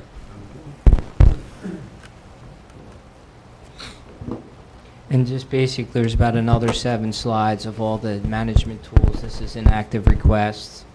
Go to the next one. This is monthly activity, so you can see what types you can color code as far as which ones are closed, which ones still have activity, and which ones are open right now in the process. And this is a monthly request by status. And this is the most submitted types as you guys were expressing as far as miscellaneous, brush removal, junk and trash. And these are requests by streets because we actually have addresses of where these requests all linked to a mapping system. And this is also another different type of way of having requests by types. Okay. And this is also response time, how fast we're actually getting back to the complaints. And then this is where you can actually have color code the complaints in a mapping system throughout the township, as far as different types of complaints, where they're happening. And this is a year-to-year review. Like you were saying, you can actually use this one ongoing to see why are we having more types of requests this year than last year, and use it as a good budgeting and planning tool. Just one more thing that's tied to this. What we want to do is develop what we call fact sheets. So any employee can actually take information. Let's say a resident's calling about wanting to address the council, and whichever employee happens to take the information from the email can say, I've forwarded on to the clerk's office, but in the meantime, attached, please find a copy of the council policy protocols that were recently adopted. So every employee would be empowered to send some basic information about what the individual is writing about. So that's how we anticipate using this system. And I think we've actually employed it a couple times and sent our residents the traffic policy, the neighborhood traffic policy that we adopted. Okay, thanks, Dave. Oh. Anything else for Mr. Banowski? Mayor, I just have a couple questions. You spoke about, like, with the Channel 77 and trying to raise revenue on that. Are we going to have, like, local businesses that could run commercials on that? Sponsorship, because it is public, we have to follow the PBS rules. You can't say come down and eat at Joe's, but it could be sponsored by Joe's. There's just more, but the advertisement on the website, because it's not tied, could be true advertisement versus sponsorship on the television station. Okay, and then the spatial data logic, Correct. will that make it so that when somebody comes in and they're applying for a CO, the people in the housing department will be able to access the building department's records to make sure that there's no open permit? Absolutely. This is to bring 6 departments together, the tax assessor, to get, like Tom was talking about, the latest reports of what additions and things, get that data much quicker over to them so they can get them, I believe, especially in the September time frame where they actually lose out a month worth of additions because they don't get it fast enough. The engineering will be tied in, planning and zoning. So we were trying to bring, and it's going to treat each permit as if it's a project, moving through the process instead of big piles of paper. Where is this? Where is that? We're trying to go with the efficiency in the permit process. We're trying to improve the permit process. All right, so all of those departments will be tied, and nobody will be able to lock another department out. That'll all have to go through you then? Well, they all have their certain rights to certain data, but they would have, say, read-only to look to see if there's any outstanding permits before I give a CO. Instead of walking over to the department and going through their files, they could do that themselves and, you know, minimize the interaction and just the time of walking and just the efficiency of doing things all through one interface versus sometimes you're still going to have to call, but the way it's done now with paper and walking is archaic compared to where we would like to take it. All right, and then you were looking for the individual for the education portion of the Channel 77? Correct. Are we going to investigate splitting, if that is approved in the budget, splitting that cost with the Board of Ed and Freehold Regional Board of Ed, so that we can do things together, we don't pick up the whole cost? We haven't requested that, but if that's It's a council's great idea. direction, we'll... Well, And then, the last thing, and it's something that drives me crazy, and it drove me crazy when I was on Buildings and Grounds at the Board of Ed. I can go to Best Buy and buy a desktop computer for $239, but we want to buy 40 of them for $40,000, so that's $1,000 a piece. Well, we also Because we have get- to buy them on a state contract? Well, it's also in a state contract, and the computer that you get for $230 comes with a 1-year warranty, and usually has a very small processor. It's not going to give us the 6 years like we've been getting out of the systems we purchased. So it's all purchased on a state contract, and anytime it could be anywhere from $750 to $1,000, depending on when you buy. I like to buy just before in August when the prices are low and the schools are buying also. Okay. But in case we didn't get capital later this year, and then you're buying after September, the prices do go up. All right, and then just the last thing, something that I hear from the residents, and I don't know if this is your part or not, the sound system. If I move 2 inches away from here, you can't hear me, but if I tap on a desk, it goes through the entire sound system. If I'm sitting here, the computer, these microphones will pick up tapping, but they won't pick up a voice. We Or did if take- you're speaking and you turn your head, nobody can hear you. We did take that over, and also, like I said, we were trying to do the lighting and among all our other tasks. But we've had the sound system company out here a couple times, and they also made recommendations as far as we're looking into wireless, where you would be able to sit here and move around, and it would be right here by your lapel, so Right. we would hear you all the time. Okay. But we are looking into other ways to alleviate some of the fortunes of this system. Okay, thank you. I just had one concern, Mr. Walsh. Go right ahead. I just wanted to expand on that a little bit too with the Board of Ed, where we're going with interlocal agreements and things of that nature. I believe we would get some favorable tax credits the more we would do things together, plus as well as them sharing the cost. And I'm sure they'd be interested. I'd really like to see us go forward with that this year, to at least explore where we're going to go with it. I mean, I think you've done, to expand on what the mayor said before, I think you've done a tremendous job in the last 3 years, where we were to where we are now. A lot of residents, and where I come up with that isn't for my own personal use. I don't know too much about technology. I know it's important. I mean, it's very important in my business, but a lot of residents speak about it. And a lot more information is out there about the town. I mean, I tell everybody all the time, email the manager, email the manager. And they do. And, but I want the paper trail there also. And like you said, we can see where the complaints are coming from, what they're about. It'll give us a better opportunity to focus on the needs of the citizens. I'm really impressed with where you've come. You do deserve a lot of credit, like the mayor said, you and your whole staff. All right? Thank you. Mayor, I One don't- other comment that I have is, Mr. Howell's right with this sound system, boy. But in any case, we had talked some while ago about the video streaming on the internet for those individuals who don't have cable television, and there's a growing number that don't. They either have satellite dish. There are certain areas in the municipality, which is a different issue, but they live in Howell, they have cable, and they still can't get our local access channel due to some regulatory problems with Cablevision. We had talked when we went with this particular vendor, when we picked them, and my recollection was they had the capability to allow for video streaming. So if you couldn't watch it on television, you could download it on the internet and watch the meeting on your computer. Where might that be in your pecking order? Well, this particular vendor doesn't have a video streaming server per se. There's servers out there, and in trying to research the cost, it's say $3,000 per year, and that's so many kilobytes.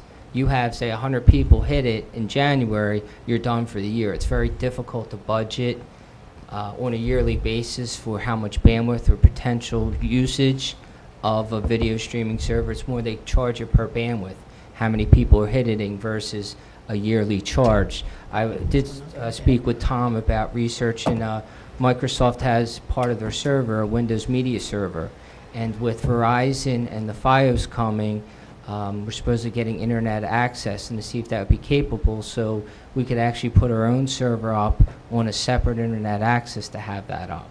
So there is research, but as far as trying to budget for something you have no, you know, we could have it for 2 months and it'd be gone, and we only budgeted, say, $3,000 for it. It's a bandwidth, and how many people would actually hit it. We're looking more to do something that is in-house with existing equipment and software that we have, and with Verizon's FiOS, whenever that internet, we wouldn't even have to use our own internet bandwidth. We could use that free Verizon hookup to run the video streaming server, and it would be off the network. So we are looking into that. So you are looking into video streaming? Correct. Okay. So Great. that would be linked to our phone system, right? Is that what you said? The okay. No. Not the data, the infrastructure, the data, digital. No? Okay, never mind. This is just the council meetings, you know. But also, our council meetings are on an average over 3 hours long, which makes for like a Really? 9 gigabyte file. That's it? And even if you reduce that, We have reduced it. even if you reduce that, that's still over a gigabyte worth of data streaming, which is, you know, a lot of bandwidth. So you're not just talking about little clips, you're pretty good sized files. All right, anything else for Mr. Banowski? No, Great. Thank you for your Thank time you. this evening. tremendous job. Yeah, great work. Mr. Nunziato, I think you're next. Is that right? Oh, you're not? Oh, I just looked up at yours. Maybe you're not next. I saw your name on the screen. Mr. Chunetsky, who's next? We'll have Bill go. Don't do it on my part. Who do you have next? I just saw the name. In my mind, he was next. Oh, in your mind, he was next. Well, you're the boss. Good evening, Mr. Nunziato. Good evening, Mr. Mayor, Deputy Mayor, Council. Good evening.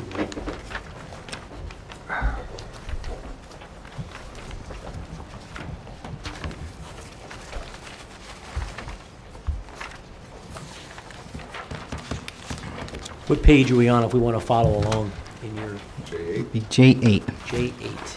Great. Okay. And capital would be on G4 of the capital sheet. G4.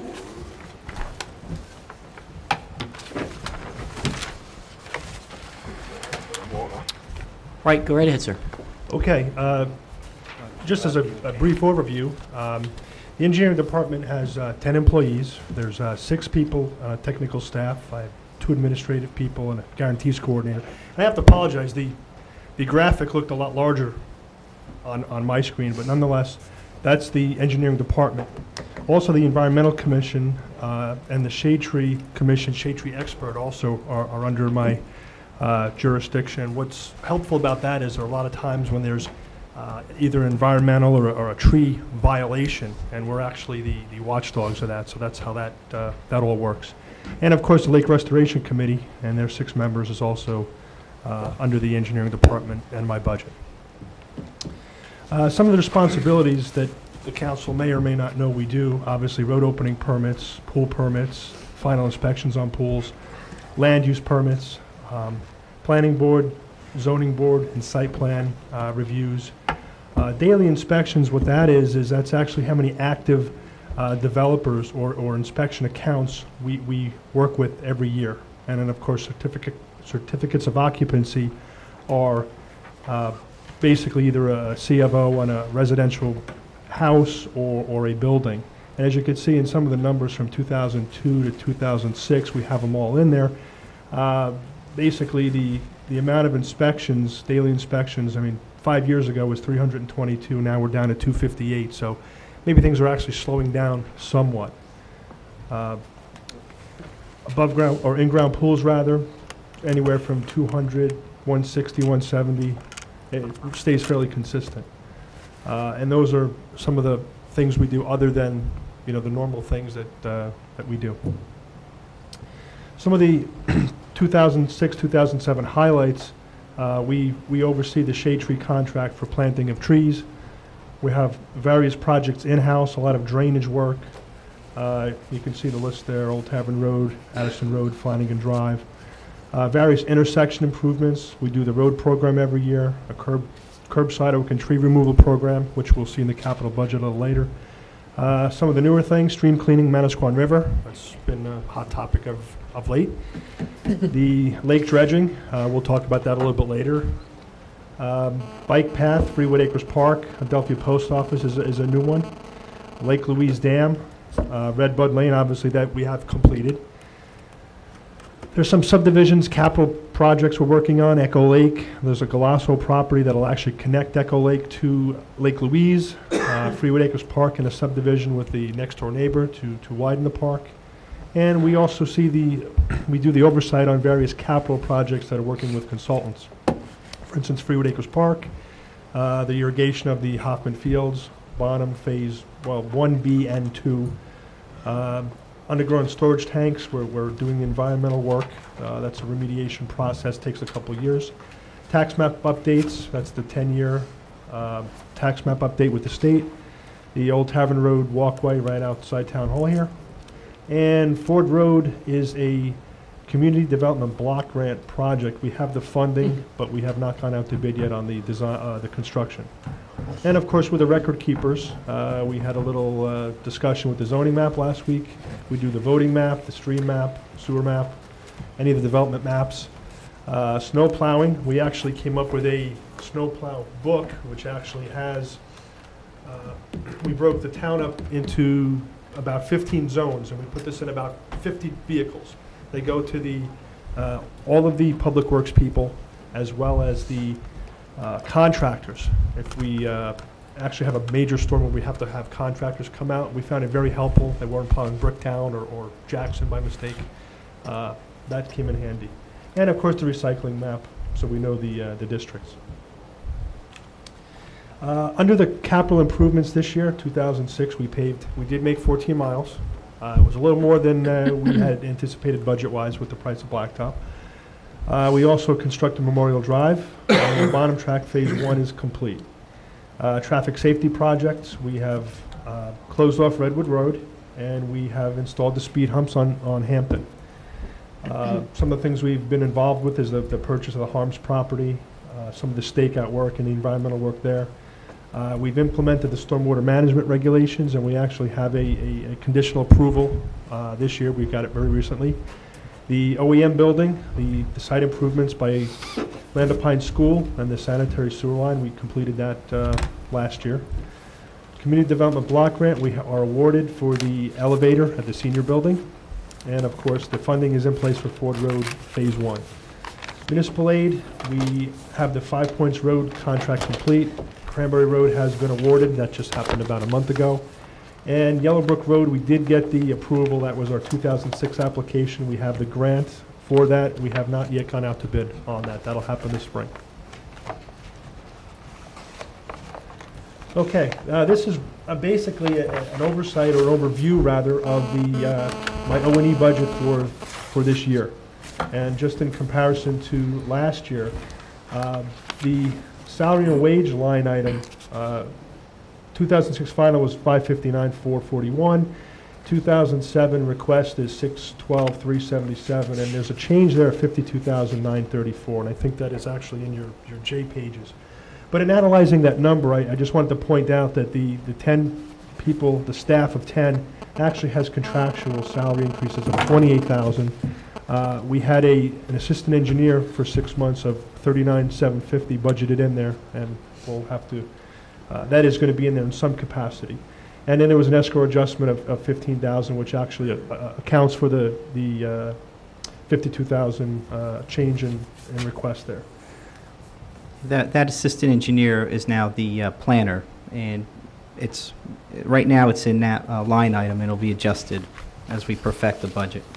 And then, of course, the other expenses, it's only really a $2,000 change, and quite frankly, that $2,000 is for the contract for one of our map machines, and it actually it moves out and goes into the manager's budget. So actually, we are running on last year's numbers, as we have actually for 2 years now. Interestingly enough, in 2004, the actual overall budget of the engineering department was $21,000 more than it is now. So we've actually trimmed it by 21,000 in the last couple of years. What would you say caused the decrease? Technology, efficiency? Attrition of one of the staff was one thing, and actually just some of the seminars, some of the just overall spending in some of the line items. We were able to utilize technology, correct, to cut down on some of the expenditures. One of my favorite topics, the pavement management report. I want to spend just a minute or two, if I may, just explaining this to especially the new council. The pavement management report was a tool that we actually implemented in 2003. Prior to 2003, as far as paving was concerned, it either went to RTCs or Public Works, say, hey, there's a pothole here, or neighbors calling, or just basic inspections. Town was too large and the roads were in a condition such that we implemented this report. The report was authorized in September of '03, and we finally received it in February of '05. Based on that report actually gave a physical inspection of the township roadways, just the township roadways, not the private roads, not the county, not the state. And all the roads that were either overlaid or turned over to the township from the developers within the last 7 years were not inspected. They were put into the report, but they didn't do an inspection on those roads. So basically anything within the last 7 years is in the report, but there's no inspection on them. As per that report, they actually did inspect 192 miles of the township roads. Cost of that study was $99,500. The database now, to bring it up to the current level of all the roads, in other words, take the 7 years worth of roads that were not done and inspect them and put them into the report, has been estimated at $60,000. And as per this snow plowing map that we did get from our GIS software, we have 236 miles of roadway that we have to maintain. So there's about a 45 mile roadway that hasn't been put into this report. So just from the get-go, this report does evaluate a good portion of the roads, but it's not a complete picture of the township conditions.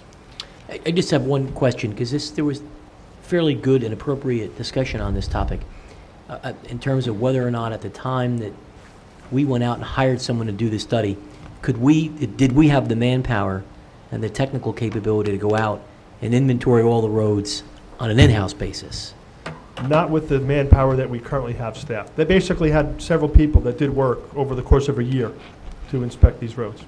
Okay, thank you. And then, of course, what I did want to point out in the last 5 years, and 2007, I don't know if you can see that because it's kind of in the dark zone there. But basically, I thought it was 80 was the number. there you go.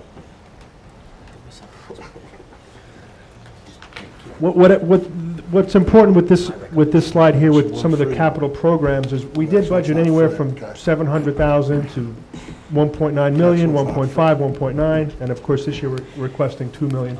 We've got a good amount of capital expenditure there. But if you look at the contract amounts and the number of miles, the capital road program is not only overlay. For instance, in 2003, we did 1.4 miles of one roadway. In-house DPW did some of the work. And we did $99,000 or $100,000 for the report itself. And again, we wanted to kind of wait to see what the report said before we, invested a lot of the money in there. 2004, we actually did invest quite a bit. There's $750,000 that did almost 10 miles of road.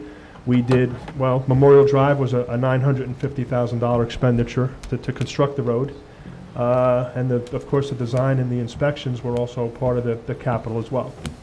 2005, we actually had the $2.3 million contract, which is the 14 miles that we just had done in the last couple months under that money. And there was also some in-house DPW of $77,000 and another road, which was $245,000, mile and a half. 2006, we got approved for the $1.9 million, which was last fall. That contract we're going to be putting together, and that will go out to bid this spring and awarded over the summer. And DPW did do $80,000+ of in-house work on capital this year. And for 2007, we're requesting $1.825 million in the capital overlay and another $200,000 in the curb and sidewalk. And one of the things that may get confusing is, right now we're sitting here, requesting $2 million for road capital.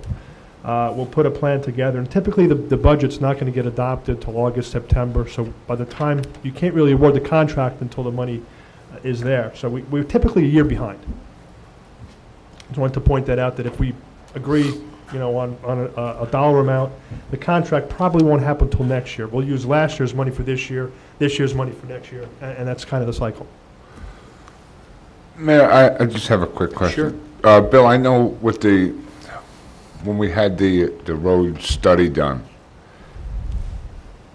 I know a road like Western Drive and then Oak Terrace was in that, and then it was graded at whatever that number was. I don't know what did you do? 0 to 10 or 0 to 100. All right. So if it came in at 50, say, so that puts it in the middle of the rack. But then the gas company goes in and they cut a 3-foot by 4-foot hole in the road every 10 feet to lay new gas lines.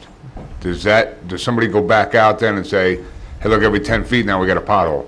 This road should be moved up, or does it still stay at that?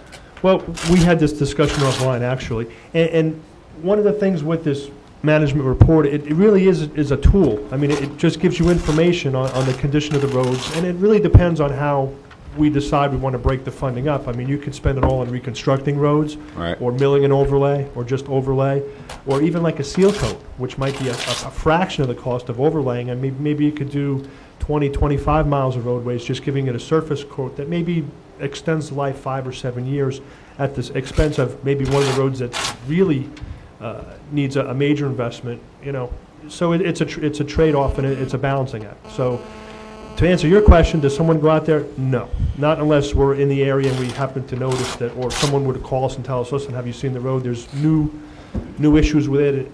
Then it would be adjusted. But we normally don't go out and re-inspect the roads at this point. Well, could we not put in place, obviously Kylie or New Jersey Natural Gas had to come to the township to get permits, I would imagine. Yes, correct. So when you know that somebody's going in there and they're running 1,100 feet of gas line, maybe we should put that road on a list to go out and take a look at it now and see what kind of shape it's in. Well, actually, that's a very good idea, because we actually can track the 200 and some odd road openings every year, and you can very easily map them and then re-inspect, which we actually do because we do retain 1/3 of their fees for the bond, and we can follow up with that. That's an excellent suggestion. All right, thank you.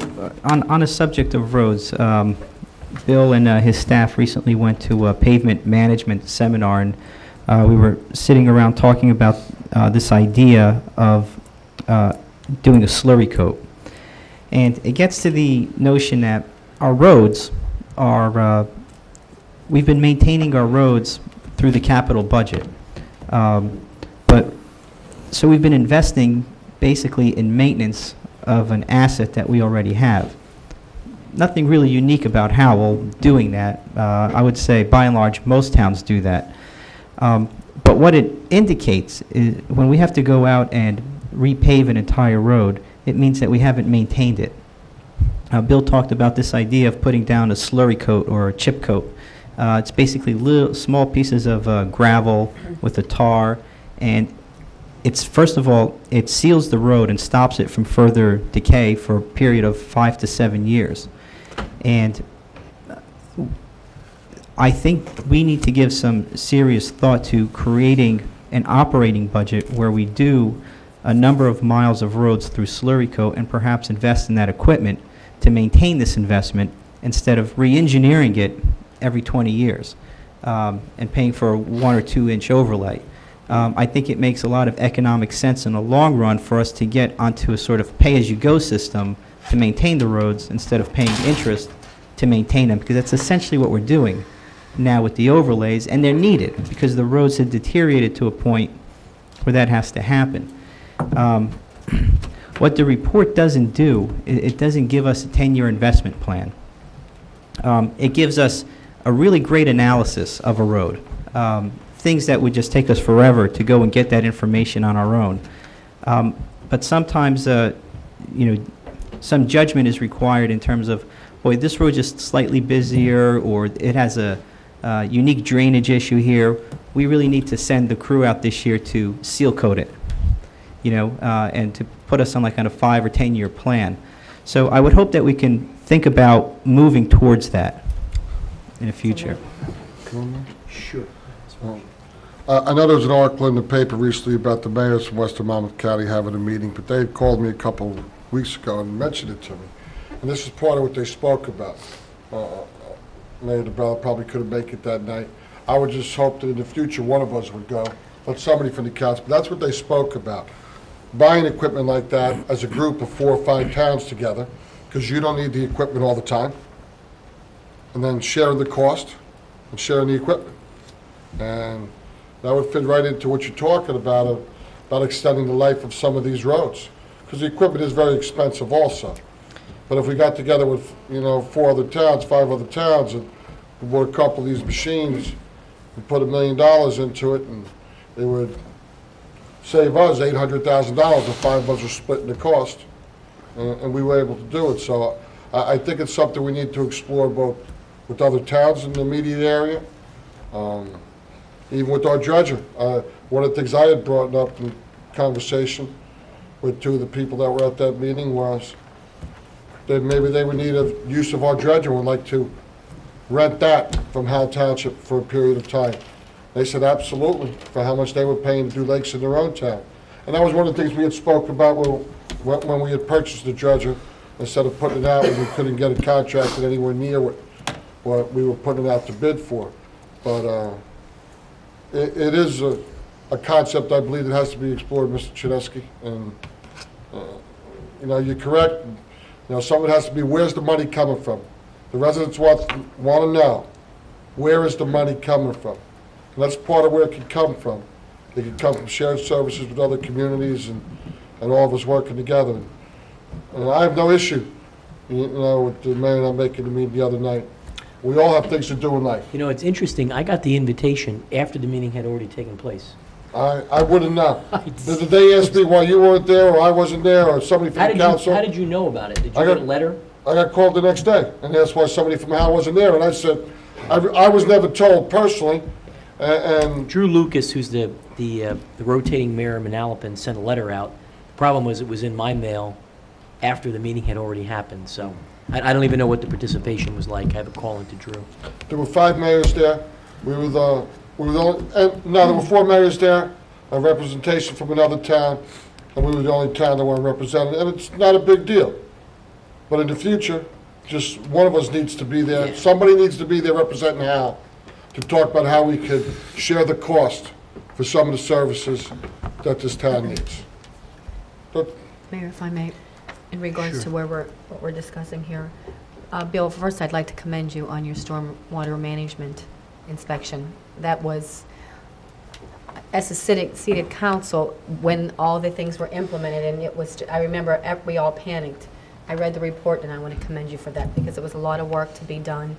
And it was a year's time, but still, that was a lot had to be done within that time period. So I do want to commend you and your staff for that. I have to extend that credit to my staff. Yeah, it was a lot. It was a tremendous amount of work. And second of all, I saw that you said that I saw Zig Panic's name up there under Shade Tree for our Shade Tree expert, but I don't. Unless I missed it, I don't recall us actually. Was he renewed? Has he been renewed? So Not yet. technically, is he working without a contract and involuntary? I mean, what's going on there? I would think, and Mary, correct me if I'm wrong, he's just on his extension of last year's, like any other professional would have been. Yes. That's what I was told. Okay. is he, Mr. Filiaccio, is he? He definitely can be working on his own. That's a legal question, Deputy Mayor. Yeah. Oh, no, are we paying him? I have not seen the bill from him now. No, he has not been, he's been holding his bills till it's resolved, so he's extending his services without a contract, so nothing, falls through the cracks. When do you have that slated, Mr. Chinesky, for us to formally review that? Not to get off the budget. Sure. But Well, I'll that's review part of the budget.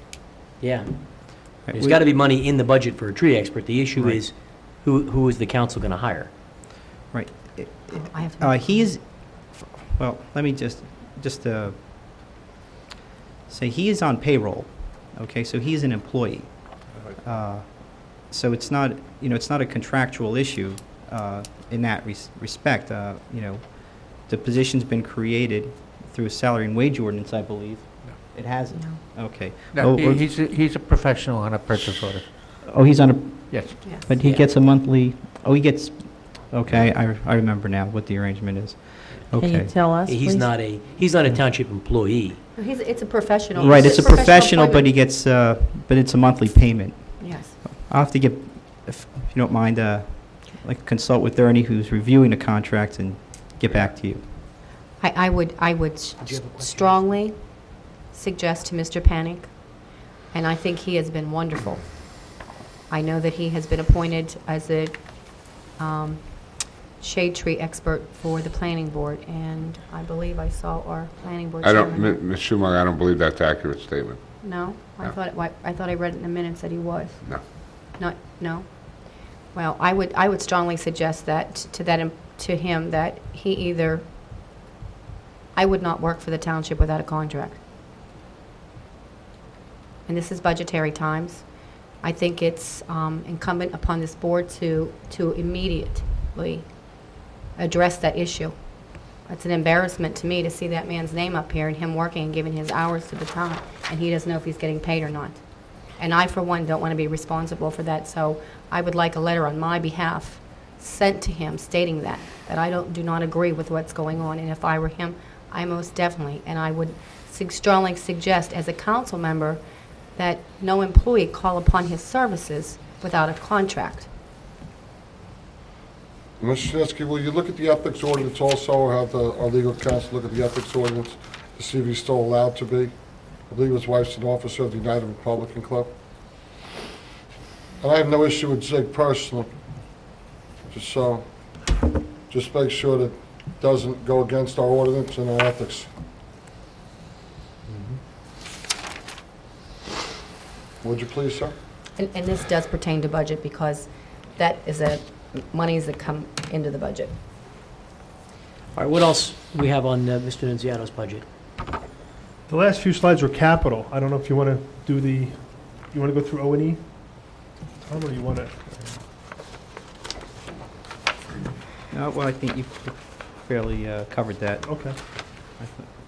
Why don't you finish your presentation, and Okay. council has questions. The last remaining slides, this is an example of one of our, well, actually two of our machines. The next slide actually shows, this is our plotter. This is actually a capital request for this year. And if you just bear with me for a second. Where is it here on our list, Ms. Nunziata? These are the J sheets. G. G4? G4. I'm sorry, G. The capitals in G4. G. What's the name of it? This Map is copier. called the Large format printer, large format printer. Thank you. 2/3 of the way down. 2/3 of the way down. 15,000? 15, Yes, okay. and if you see the little rolled up picture that's shown on the bottom of the bin there, that's actually where it outputs. Looks fine with me, but I'm not wearing my glasses at the moment, Well, Mr. Nunziata. let me give you a little bit of an explanation. We specify typically an HP printer. That's what all our equipment is, as per the MIS department. This machine is over 6 years old. It is actually obsolete. It's not made anymore. Parts are not available. And it freezes up when most maps are printing, even one of that capacity. The machine is used to print all our large maps, for example, the road maps, the zoning maps, the large GIS, and the color maps, which was the slide we had just seen. Those are the type of maps which are printed on a regular, almost daily basis. The new machine actually costs $15,000 and includes an expanded memory, a hard drive, if you will. Again, that technology was not available 6 years ago. This hard drive enables the largest file, larger than anything we've printed before, can print quickly without any lockup or stalling at all. The new machine would contain a stand and a bin similar to that one, a maintenance kit, spindles, print heads, ink cartridges, and all kind of cleaners. HP has actually discontinued that printer, so again, it is becoming more difficult to maintain because the spindles and any of the chips or the components are just not available. It is a workhorse of a printer, so again, that's a new capital request. It's used every day in our department, and that's one of our crown jewels. The second picture here is also a G4 item. This is it's called map copier machine. There's a typo there, but map copier machine for $14,886. you can see the two pictures, there's duct tape on the one piece that's there. Yeah. That piece from the, Duct tape's work for everything. it sure does. That piece from the vendor was $660. So So we duct taped it instead? and it's been that way for about a year now. Unfortunately, this machine is our map machine, and that makes the black and white copies, the large copies, the road maps, the tax maps, filed maps. Anytime we go out to bid on North Howell Little League or any of Mr. the projects. Nunziato, are you suggesting you need a new one of these? Well, it overheats after three copies. Man, I think he's just suggesting he needs more duct tape. I'd like a new machine. 239 a yes. roll. All right, what does one of these cost? $14,886. Okay, So for what another else do you, 15. as you're going to appreciate, I can't speak for the council in terms of what we'll do, but as you've been through this before, we'll probably just want to hear your overall Of tale of course. woe, and Yeah. we'll have to then We'll need deliberate to- individually on that. That's fine. All the pictures. I believe that does it for my pictures. Okay. I think that's it, is it not? Yeah, do you want to Okay. walk through? The rest of it really is just the capital items. Can I have another question? Go right answer. Mr. Nunziato and Mr. Chinesky, can I please have something in the near future of the department requests from 2005 and 2006? It doesn't seem like there's nothing here to compare it to, and I would just like to see that for myself. Do you want it for capital or for operating? I want to see what you asked for in capital in 2005 and 2006.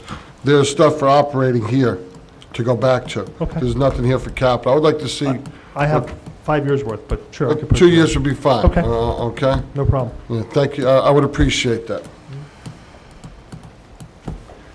All right, I guess if I start at the top, of course, the first item in engineering there on G4 is the street overlay program. 1.825 million. I think we know how that kind of works.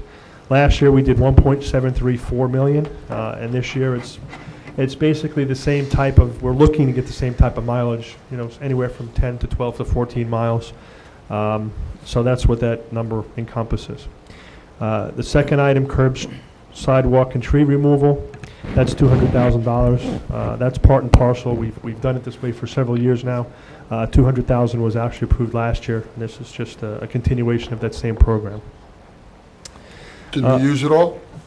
No, actually, we're going out to bid shortly. But this is the type of thing where we go pick a neighborhood and we do the curbing, the sidewalk, the tree, and we just do neighborhoods at a time. And in some cases, it may take up more money, and in some cases it doesn't.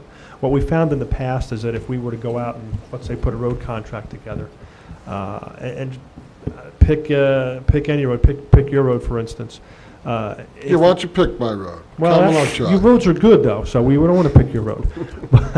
But what would wind up happening is we would pay the contractor to go in there, and he would do the roads, the curbs, the sidewalks, everything. But the paving guy, Earl or Stavola, they don't do trees, or they don't do sidewalks. They'll hire a subcontractor. Subcontractor marks it up 10, 20, 30%. So this is why it's split out. But to answer your question, there may be money. The money comes into the same fund. Sometimes we award separate contracts. Sometimes it's part of an original contract. Well, that's what I'd like to see, like from 2005 then. What you're telling me is 2005, we spent in 2006. Right. So Well, I would know how much was allocated in 2005 and how much of it was spent in Well, 2006. okay. We like to use our old money first, as Mr. Filiatro can tell you. He doesn't like to have, 2001, 2002 money out there. We use all that first and then just keep moving forward. Well, I'd like to know how much is out Yeah, there, I'd like to know how understand. much has been spent, okay? Sure. Thank you. Okay. Next one down, intersection improvements. As Mr. Trineski has already indicated, we have that traffic policy for the traffic calming and the surveys. $350,000. Well, what we do is anytime there's intersection improvements, it could have been Hampton Drive with the speed humps. It could have been Redwood Road. Any of the number of configurations. It's a non-specific line item. We put in $300,000 last year. We've encumbered a good portion of that. So we figure if things could stay the same way, that $350,000 would be able to cover what would be projected for the year. Next one down, stormwater management items. again, this is one of those debatable topics. I requested $200,000 for the car wash. I know Mr. Kramer had indicated a different type, a pressure wand with a cover over it. This is one, there's several towns that actually have Lakewood's got the large facility. I think Manalapan Board of Ed also has one. The $200,000 one, I mean, basically gets underneath. You know, it'll wash the bottoms, the carriages, the frames. And I know Mr. Sabonis probably told you, I think they took six or 8 cars off the road this year because, you know, we don't use sand anymore. The salt and calcium chloride just eats the bodies, and if you can't get underneath, I mean, it's something where I just wanted to point out to you, you make that policy, whether we go with a $50,000 pressure washer and then cover it. You know, 2009, the rules, the policies for the stormwater regs are not going to allow us to discharge that water into the storm drains. So we either have to have a self-contained system, which is the $50,000 one, or maybe option B is we build a facility where sewer is available and maybe go for something. I think we have 304 vehicles in Public Works, maybe another 100 plus in with the Board of Ed. I mean, we do a shared service right now with the fuel pumps. We could maybe consider the same thing. I don't know that I would, even if the money was put into the budget now, I don't think I would even try to do anything until we did more research. But again, I want you to be aware that there's 2 ways to go here. You can go with the recirculating system or the larger car wash that gets the undercarriage. And it's something we have to think about. So that would stop us from having to have the tree truck, like yesterday I was here. The Right, tree truck yes. is out there with a hose, And he's washing down the trucks, correct. Yes. dumping the water into the storm drains, which we don't reclaim, so we're just using more water, and then eventually all of that road salt is going into the storm drains, and the DEP is going to, at some point in time, slap us with a fine. 2009, that's correct. Okay.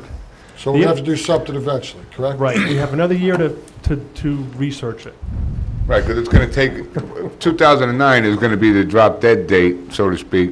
So we have to get something in place in the next year or so that it's finished by the time those new regs come online. That's correct. Okay.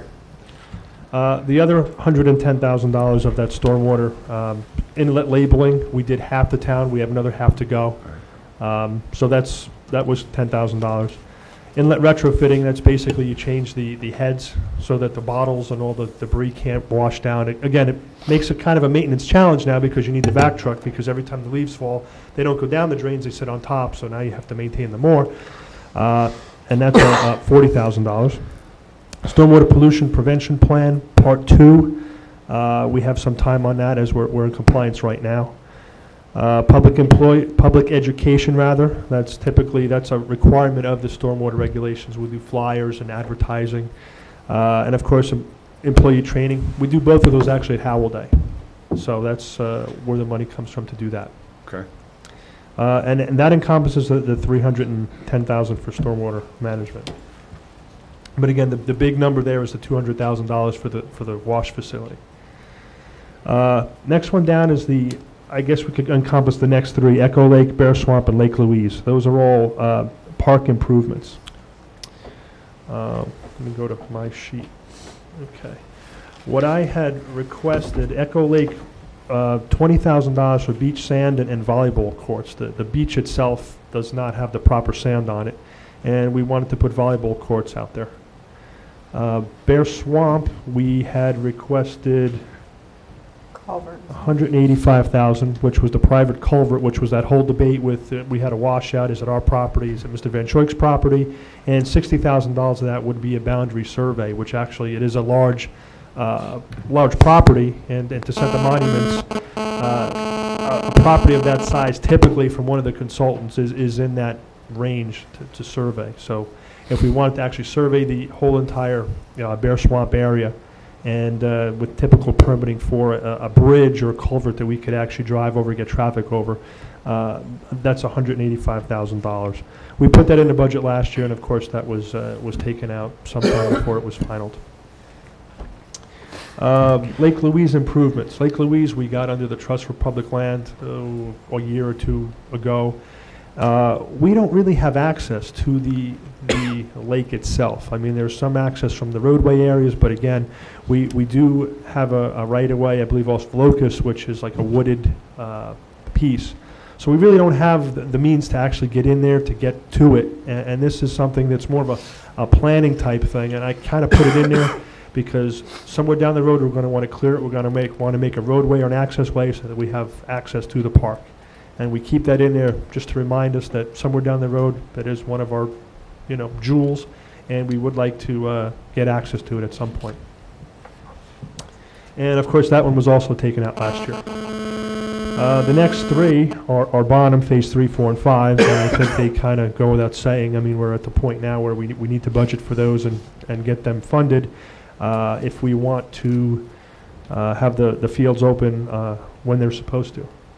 These numbers, I believe, are off the Remington, Vernick, and Vina proposal from, I think it was 05. They certainly, of course, have not been awarded yet. And as far as specific tasks for those, I mean, I could certainly provide them for you if you wanted to see, what was in Phase 2 or what was in Phase 3 and so on. I would like that, please, Mr. Ciano. Sure. Okay. The next one, I have some good news. GIS updates. I was here for Mr. Banowski's MIS presentation, and he actually has that all in his budget. As long as, so I don't want to call it a duplication, but typically I would point out that I would need certain things last year. For instance, there was $10,500 put into the budget, but he did indicate there were 2 workstations, and then a lot of them were just license renewals and that sort of thing. So I think that 17,150 is actually in the MIS budget. So that's good. So correct. Field survey equipment is next. That's basically just replacement of some of my survey equipment, some of my larger priced items. That's a little over $6,000, and of course that was eliminated last year as well, so I put it back in this year. We just went one more year with the same equipment. And of course the next 2 large format printer we had discussed already. That's the color printer, and the map copy machine is our favorite duct tape machine. Could you go back to that picture? Oh, it's up there. Number 7, Manasquan River cleanup. What that actually is a long-term expenditure. And honestly, I spent a couple days with the OEM people, doing it in December just to see how viable it was, what we would need, could we do it in-house, could we do it without a major undertaking. And what we did is we figured 4 men, 4 weeks. For labor, and it's not in a capital at all. That's just coming out of the manpower. 4 chainsaws, 4 pairs of waders, 4 pairs of safety chaps, ropes, cables, slings. That's another $1,500. And then what we're going to do is $10,000 for loader tracks, a bucket attachment, and a winch and a grapple hook. And these numbers came from Mr. Kramer. He researched it, and the grand total is $27,580. And for Mr. Maggott's benefit, who I did speak to today, if in fact our permit gets approved in the next couple weeks and we have a verbal to go ahead, we can actually do his portion of the river without having this budget approved. We can do it in-house with our in-house equipment and manpower and materials. This would be for the long-term 5+ mile segment from the Freehold border to West Farms, which is the non-C1 portion.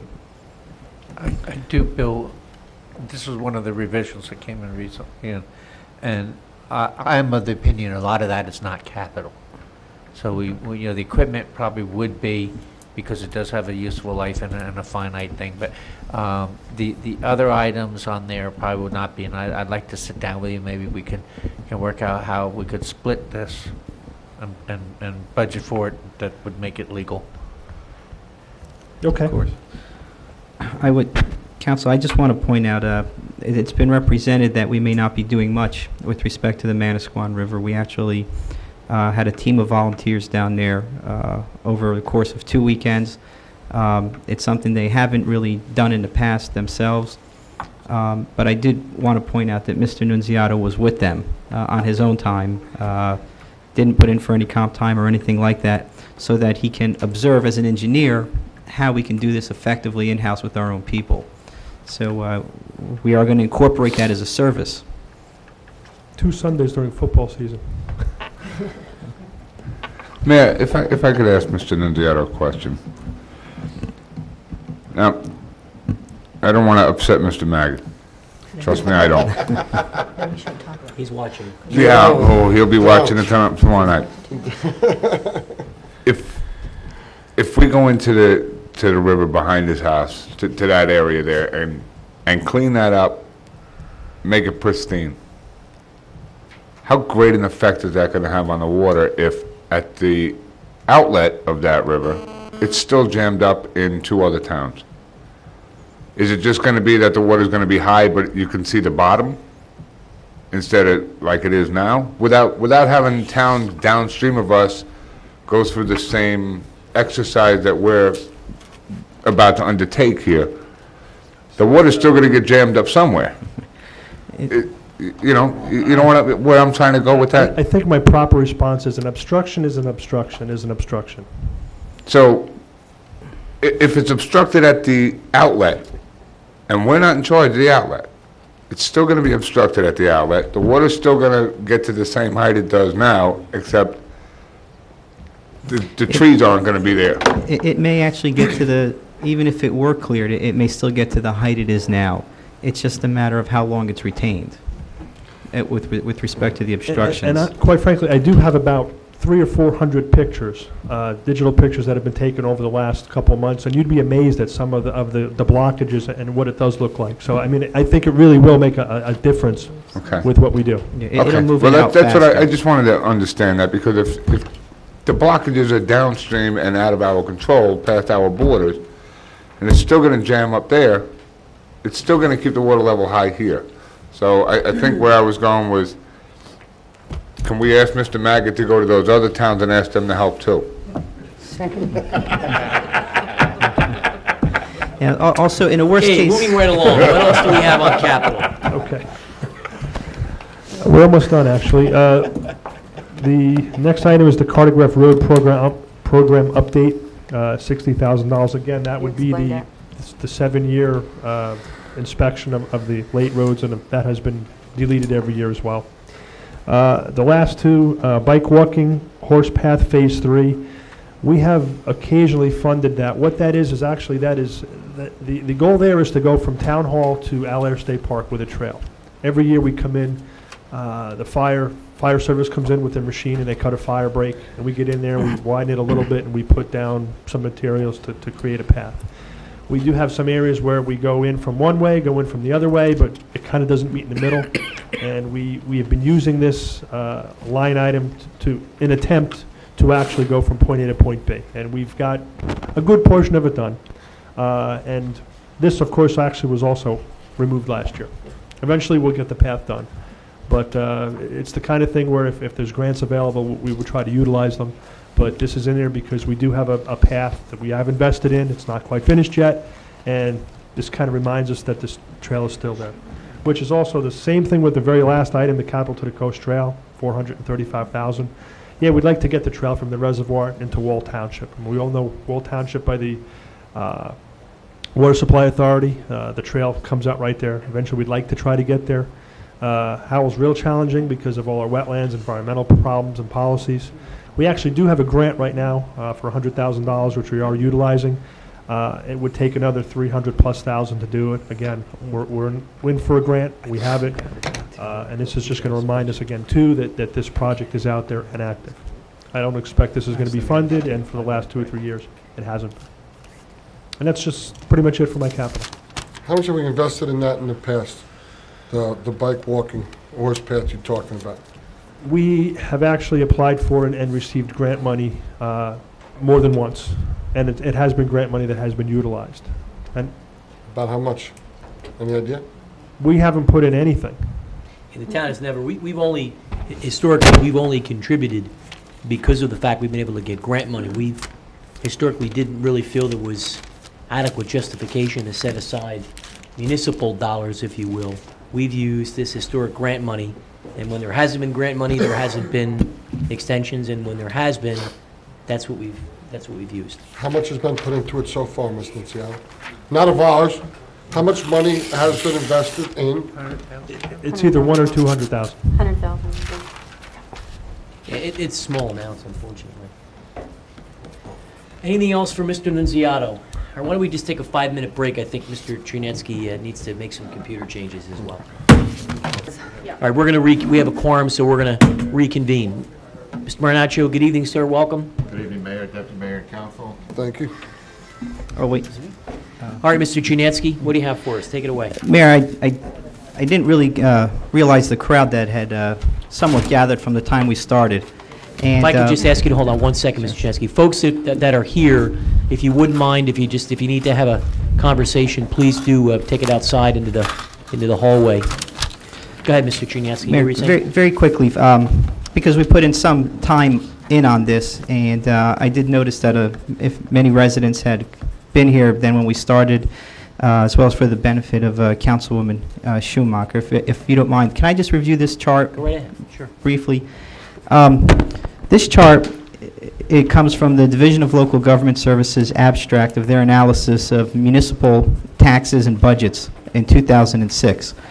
This column on the left shows that out of the 53 communities in Monmouth County, if you take the portion of our local budget, of our municipal purpose budget, and what we collect in local property taxes to support the local budget, divide that by the number of residents in our community, we are spending $310.45 per resident.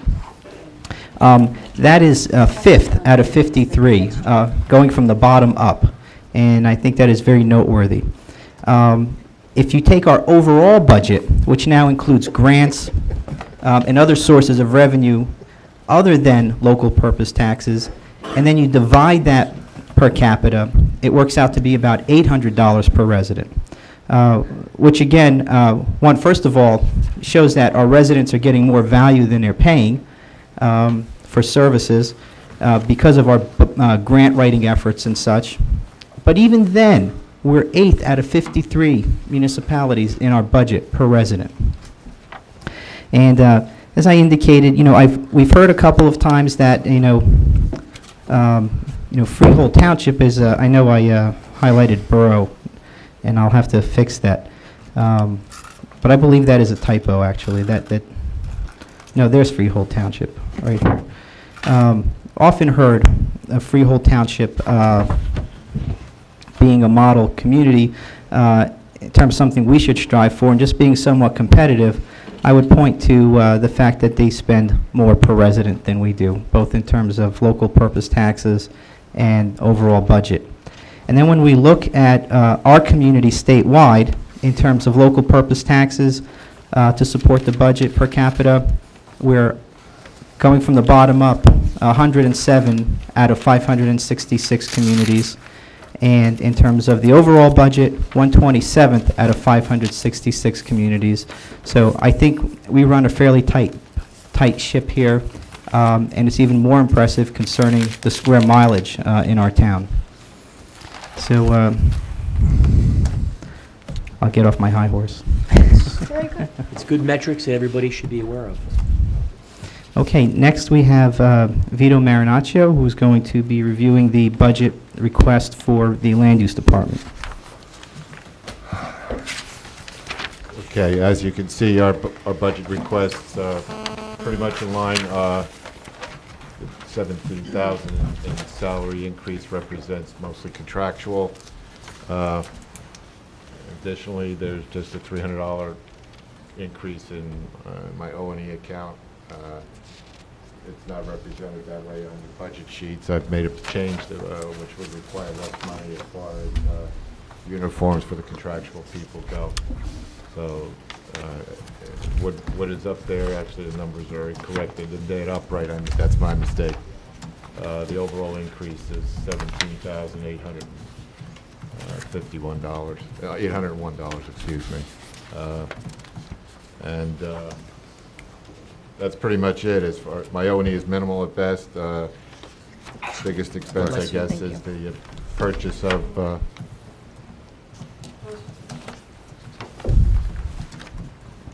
biggest expense in the operating account is the purchase of land use books that we sell to the public.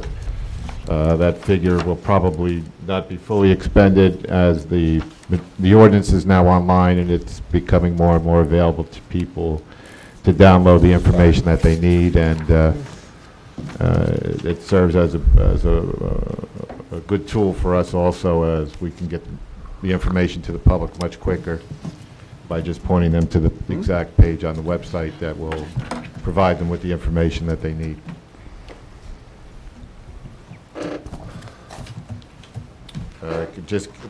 Basically, I want to give you some information as to the operation of the department this year. This is our housing department. This is our totals, which indicate the amount of CO applications we took in, also fence, sign, banners, third inspections, and miscellaneous, which resulted in a revenue of approximately $85,000 to the township. Additionally, the land use segment of the department processed over 1,500 applications for zoning approval, developers permits, certified property owners list, which translate to a revenue totaling approximately $16,000.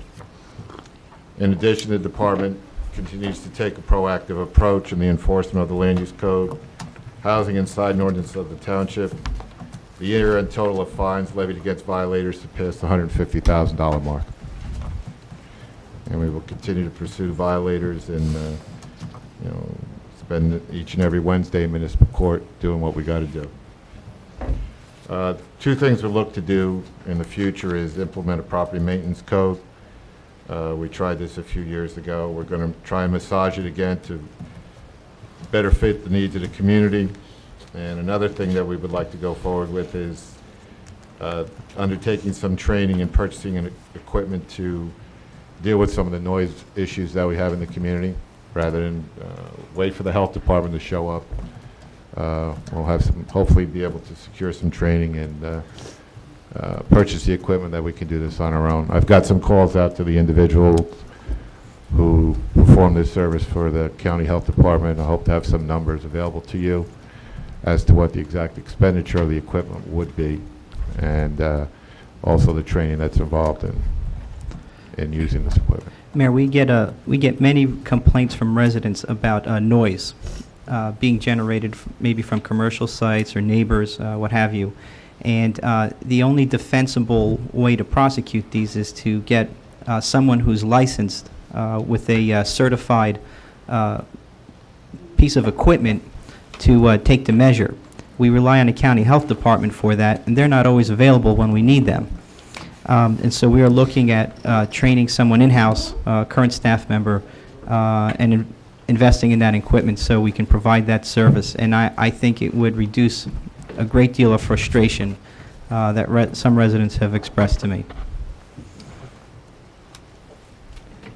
Okay, we can go on to the, What do you want to do? this? I did that. I want to go into the planning board now, I guess. All I got from her was these items. The year in the reports? Yeah. Okay.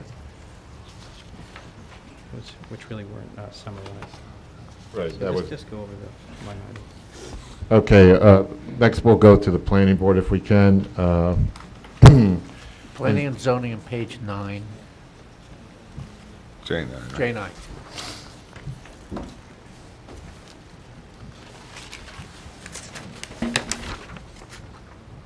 Again, 2006 final salaries and wages were expended at $200,202. 207 department request is for $208,000, which again is contractual. There's a line item of $5,500 that's new for the year. We are finding that more and more time is spent filing the information that we have on hand, and it would be a great benefit to the staff if they could have an individual come in for a few hours a week just to keep up with the filing and the correspondence that Mrs. Capitan prepares for both boards. That's a lot of paperwork, that's a lot of copying, and I think her efforts can be better served elsewhere, and to utilize an individual just to undertake this part of the project would be of a great help to the department.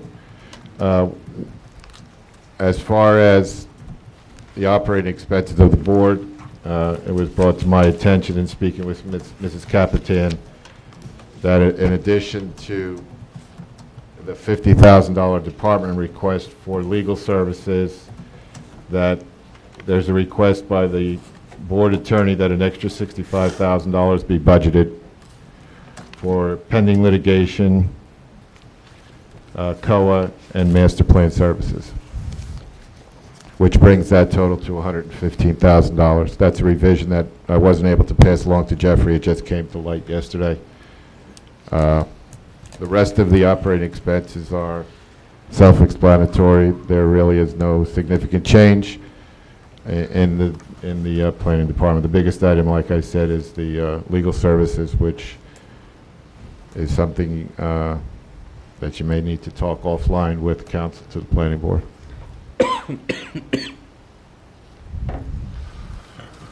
Any questions so far, counsel? I think we're okay. Okay, next would be the zoning board, excuse me. Again, expended last year for salaries and wages was $64,674.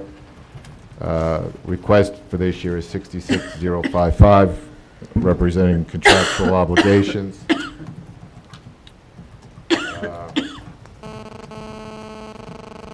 Everything else is pretty much in line with what was approved last year. Increases are minimal and less than 2% on most items, if any increase at all. And also provided, I know you've all received by way of Barbara's annual report to the mayor and council, the applications that have been undertaken and approved or pending by both boards, and that's pretty much it. Okay. Any questions so far?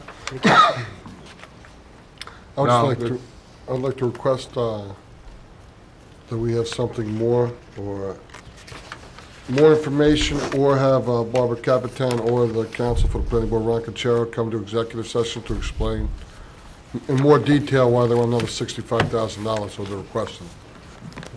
I will speak offline with Tom, and we'll get to Mr. Cachero and make sure that he can accommodate you.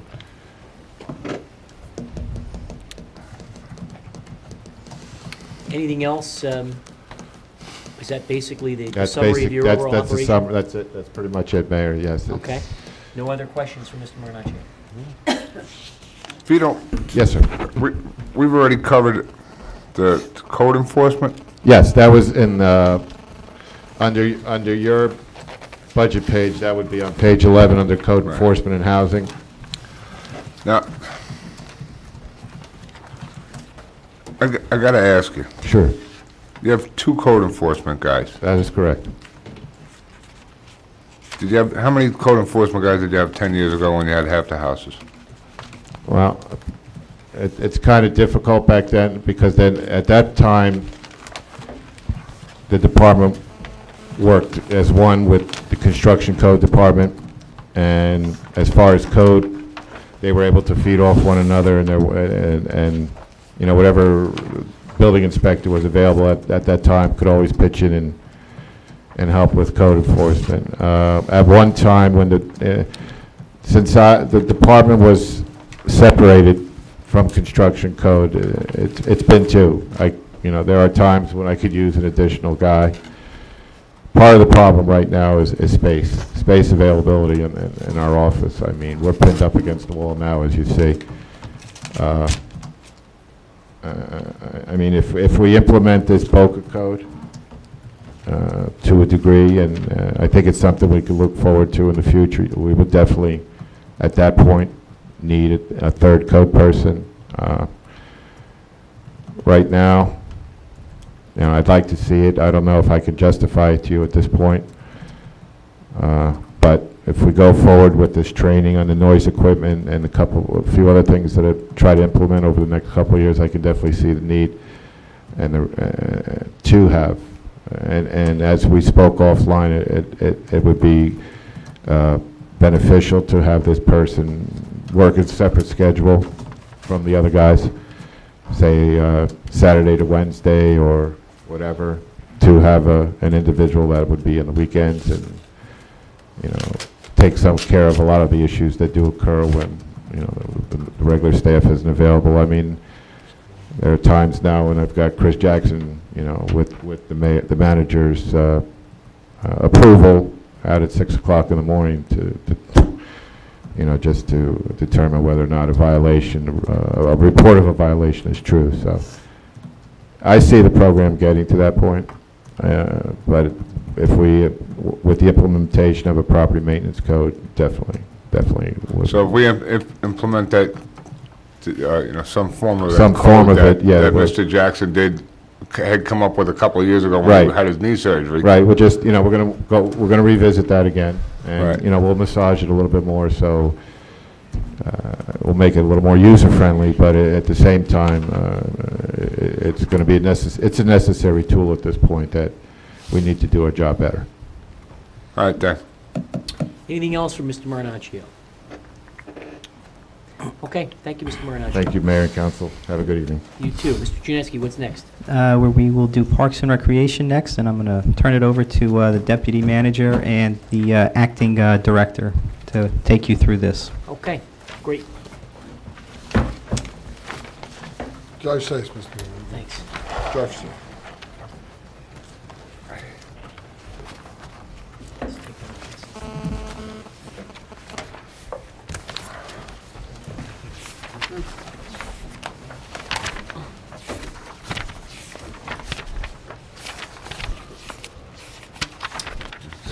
Mr. Janeski, after Mrs. Schlegel, what's next? Okay, great. Okay, good evening, folks. Good evening, Council.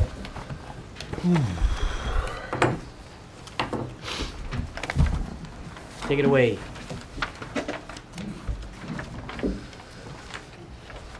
Okay. I guess we'll start off with the way that our office is set up. You have a director, an administrative assistant, and something that I'll be going on later on is I am looking for new staff members this year. And when we get to that slide, I'll kind of go more in depth in what I feel is the needs that we need for the Parks and Rec. As you can see, like in the last 3 years, we've increased our number of programs. Fortunately, this also doesn't reflect the number of actual programs we have. In 2006, we had 45 different programs. Our aerobics, our ballroom dancing, they go on year-round. So we're at an excess of around 100 different programs, 100 programs that we do run. And we're always looking to expand, coming up with new ideas as well. And with the addition of the heating and air at Echo Lake, we've been able to bring in programs as Tai Chi. We have programs for the kids. I'm looking to bring in a music program there and sign language we've offered there just in the last few 6 months since we've had the heating and air. So, but I think that Echo Lake is going to be a real good part of where we're going to start being able to expand some of our programs. Also, too, the number of participants we've had have increased over in the last 3 years as well, going from up to almost 11,000 residents. And like I said, a lot of these too are some of them with the ballroom dancing and the other programs that have taken it once and continue to take the program in like, so it doesn't reflect 10,000 residents, but it just to let you guys know, we have 10,000 different participants in each program as well. So we're in the right direction. We're moving forward, getting new programs and expanding as well. Some of the goals that the Parks and Rec have also. I know, we're missing that.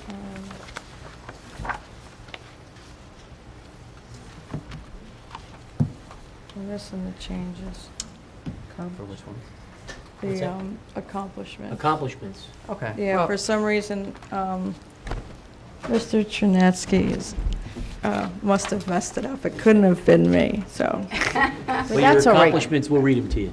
It says Oh, bottom he phase has, yeah, one. Oh, he you has have them. it. He has them. Okay, go right ahead. Okay. Oh, I hope a good picture. Bottom phase one, as you guys are well aware of that, it's finished and completed, and we're looking to move forward on that project. There are a couple different phases, but that one has been finished and done. North Howell Little League, the agreement has been arranged and reached with that as well. Freewood Acres Neighborhood Park Planning Process completed. The Parks and Rec Department is anxious to get this off the ground, and this is something that is and will be done by the end of by this year. And we're looking to put forward with this program. In Hoffman Field, need analysis completed, and what that is the irrigation we're looking to install up at Hoffman Field.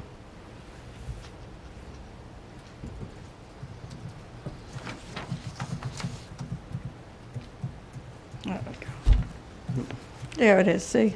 Nice recovery. There we go. And some of the goals that we've kind of put together that we're looking to do for this upcoming year is the Hoffman Field installing the irrigation and light timer. Currently, we do have money in the capital for the irrigation, but it's not quite enough to finish that project, and it'll be noted later on in capital. Oakland Park, we were given money in the budget last year to resurface and redo. Could you just, if you'd lean into the mic and maybe just speak a little bit louder? Sure. But we are looking to redo and resurface the basketball courts at Oakland Park. That's another one of the goals. Deerwood Park, we have money in previous capital to construct the tennis court there as well. So that's something that we've been looking into. Freewood Acres Park, as I mentioned.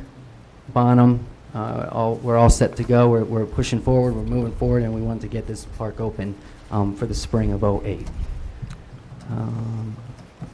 The dredging project, with the dredging is we're going to be using 2 of our park employees for that, and that's going to take 2 of our crew off, and I'm going to go forth and later on and talk about that. I've been speaking with Dave about a program. Currently, we have a program for our system that just allows us to type in the registration for anybody who comes in. And with the new technology out there, there's a lot of things where you can actually go online. The people can register online. They won't have to come into the office per se and to register. It's more of it's a convenience for them, and something also to upgrade. We would also look to doing some sort of credit card, and obviously if you're going to do it online.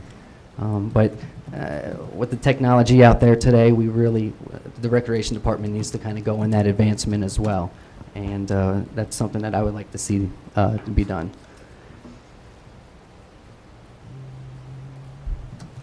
The fingerprinting data, that's something we really have to get on really soon. Right now, it's been 4 years since I'll give a little bit of background. Once you're fingerprinted, it's approved for 4 years.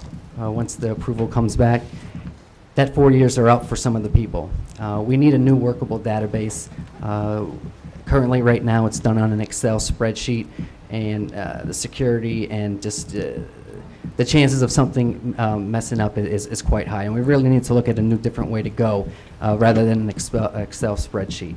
I've also spoke with a couple other people. We talked about doing an ID card, which is very possible. We have the ID capabilities to give a coach an ID card, so we know that these coaches are approved, and we'll be able to notice, and really we'll have the parents to police that. We won't really need that. The coach doesn't have that card, but that's another direction I would like to take too. Somehow we have to identify those coaches. Can I ask a question?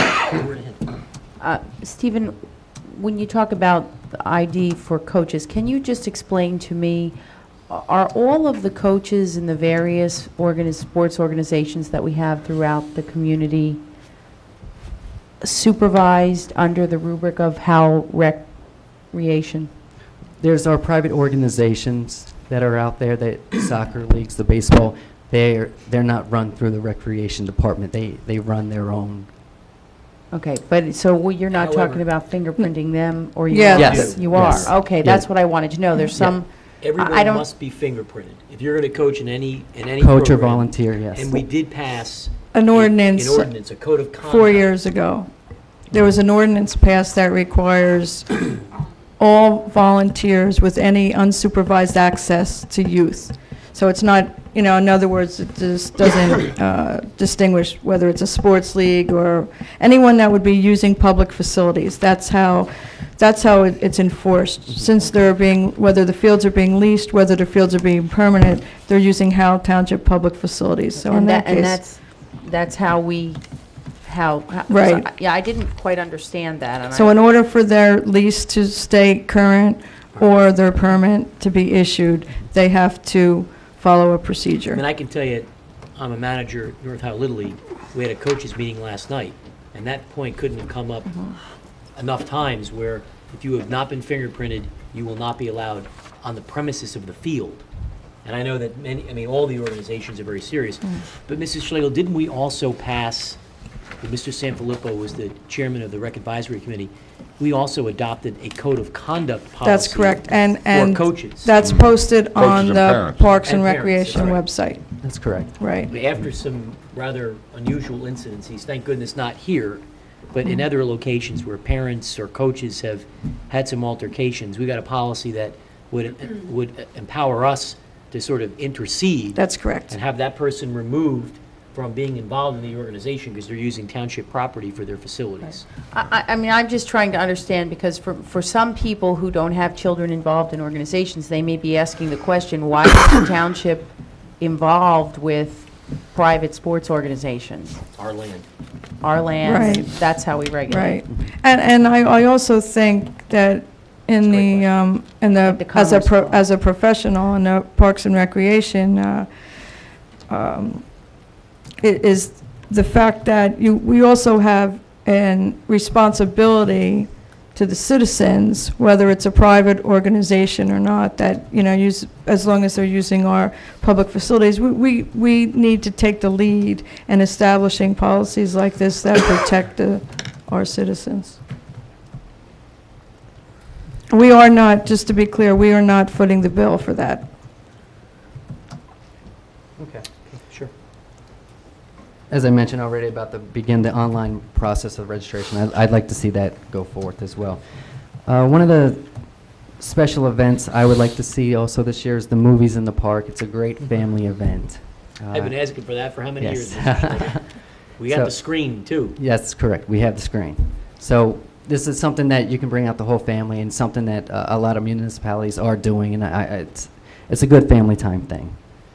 Also, something that I've noticed is also our parks really need some freshening up, some park improvements and stuff like that with new FIBAR, cleaning up the park is, and that's one of the goals of the Park and Rec has as well. And by the end of this summer, I would also like forth that the council and everybody else would to complete an open space recreation master plan. I think that's going to be a key to where the Recreation and Parks Department is going to go from the future. So I think that's something that we really need to go forth and do. Our last one has been quite some time since we've had one done. So. What's quite some time? Yes. 11 years. What What's is quite quite some? some time? I believe 1997. You have a Wasn't copy? adopted. It was never Wasn't officially adopted. adopted. No. No, and then that was never adopted, that's correct. But the last time it was attempted was 1997. Could you go back to your goals a minute? My time is almost up here, and so before I go, I have one goal, Mrs. Schlegel. I've talked to you about it. Who have I been asking how much money do we spend on Howell Day for performances? I Howell keep Day? asking for Frank Sinatra Jr. I know, and Frank I keep getting Sinatra turned Jr. down. Actually, I'm and gonna be outta here soon Stephen, enough. I will tell you this, though, Stephen, you can attest to this, that last year, we tried to get him, and he had another engagement. Is that So right? that is correct. We did bring a Frank Sinatra. Right, Let's wannabe, dig into wannabe. this. Come on, let's. And All right, we That's all also- I'm asking for. Yeah. I got Frank an Sinatra idea. Jr. We did attempt to do that. We're trying to figure out Howell Day now. Why don't we call him, find out when he's available, and that's when Howell Day is. Mr. Chinesky likes this kind of music. Yeah. See? Oh, that's a real testament. No! I'll just remind you that he is your boss. Not anymore. Simple request. My time is almost done. One thing I'm looking for. Frank Sinatra Jr. We'll take that under Yeah, advisement. sure. That's what I heard for the last 4 years. I'm sorry. Keep going. Our operating budget. including with the salary and wages, I'm looking for 248,000 more, and this is going to increase with the 2 new laborers, with the addition of Bonham Field and Bonham. One thing that I want to try to get across is, even though we have Bonham, there's other pieces to the puzzle that we need to make sure that we also have to get this running as a first-rate facility. So, and with the addition of the 2 laborers, that would be needed to upgrade and upkeep that facility. Also, with the dredging process, we'll be using 2 of our parks employees there. So we, the 2 new park employees is really a key with that Bonham track. Also, to upgrade the program coordinators. Currently, right now, we have 2 program coordinators that have over 7 years each of experience, and you also have a program coordinator that does have a 4-year degree. It was also mentioned in the efficiency report that was put out that with the demand of the program coordinators working with the children, and they have high responsibility, something that I would like to see. It would boost the morale of the 3 program coordinators right there. Also, 3 park attendants, park rangers. This would be with the addition of Bonham. You'd have somebody to go around, make sure that the premises is always taken care of. It's also adds an environmental perspective to the Parks and Rec Department, which we currently are at a low at. Now, You notice it doesn't say in rangers? former years, I was going to say, you guys are getting smart, because in former years, this used to say park ranger. And I can't speak for what the new council was going to do, but at least in my time, we said that having a park ranger, at least my own opinion, wasn't something that we might be able to afford. So now you're changing this to try and get it past us, and what are you calling it now? Attendant. We can call it Park ambassador attendant. if you would like. Park attendant. Quick question on that. Yes. In the past, you proposed for a park ranger, that which would be there 24/7. Okay, but on these park attendants, are you going to have 3 attendants that rotate so that you do have 24-hour? It wouldn't be 24-hour, but it would be on a rotating basis. So say it would be 7 days, and then their hours would be staggered Yes. so that all the time would be covered. And I just want to mention on the 2 laborers for Bonham, you need to realize that if you take a look at the municipal benchmarks, it will actually take 2 weeks. If we had 1 man at Bonham, it would take him 2 weeks just to mow that much grass. Okay, that's without having touched the softball fields. In addition, you need to figure 3/4 of an hour per field to drag a field. So when you start adding all this up, as you can see, 2 men during season will be doing nothing else but maintaining the Bonham complex. And then off-season, as Stephen said, they'll be used in other areas. Mayor, if I could, the Bonham track is actually going to be getting, I would imagine that the Bonham track will see hard use all the way from March until the end of November. That's correct. So when girls softball starts in March, and then I'm sure soccer ends right around Thanksgiving sometime. That's correct. So the only downtime for those laborers would actually be December, January, February, where they would be then helping plow roads or... That's correct. Now, the laborers for Bonham, would they be on a staggered work week? Because girls softball tournaments are on weekends. Well, that's something that we'd have to visit and see if that would make practical sense. But I'm sure, and for like the heat waves, you have 194 games in 3 days. I'm sure we're not going to allow the heat coaches to use township equipment to drag fields, Yes. so have those guys on a staggered work week, so they're covered on Saturday and Sunday, so they're there if there's a problem. it's an excellent point.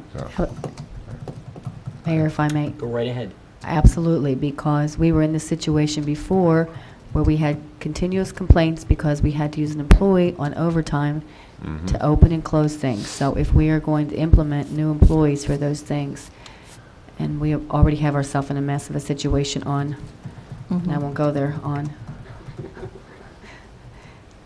but let's make sure that we set up the days as staggered in the beginning, so we have weekend coverage so that the coverage is such that we're not always into overtime. Right.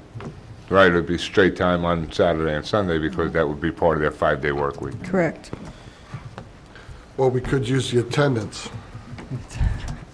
Good point, Deputy Mayor. Okay, moving right along. What else do you have?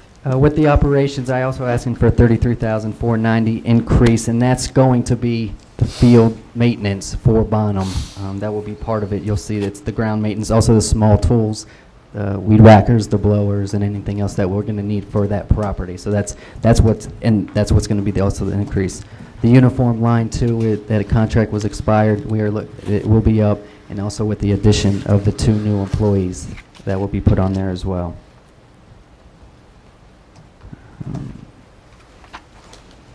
I'll go down the line for the capital request. Actually, if you would like, Steve, I can move to the pictures, and maybe you can do it that way.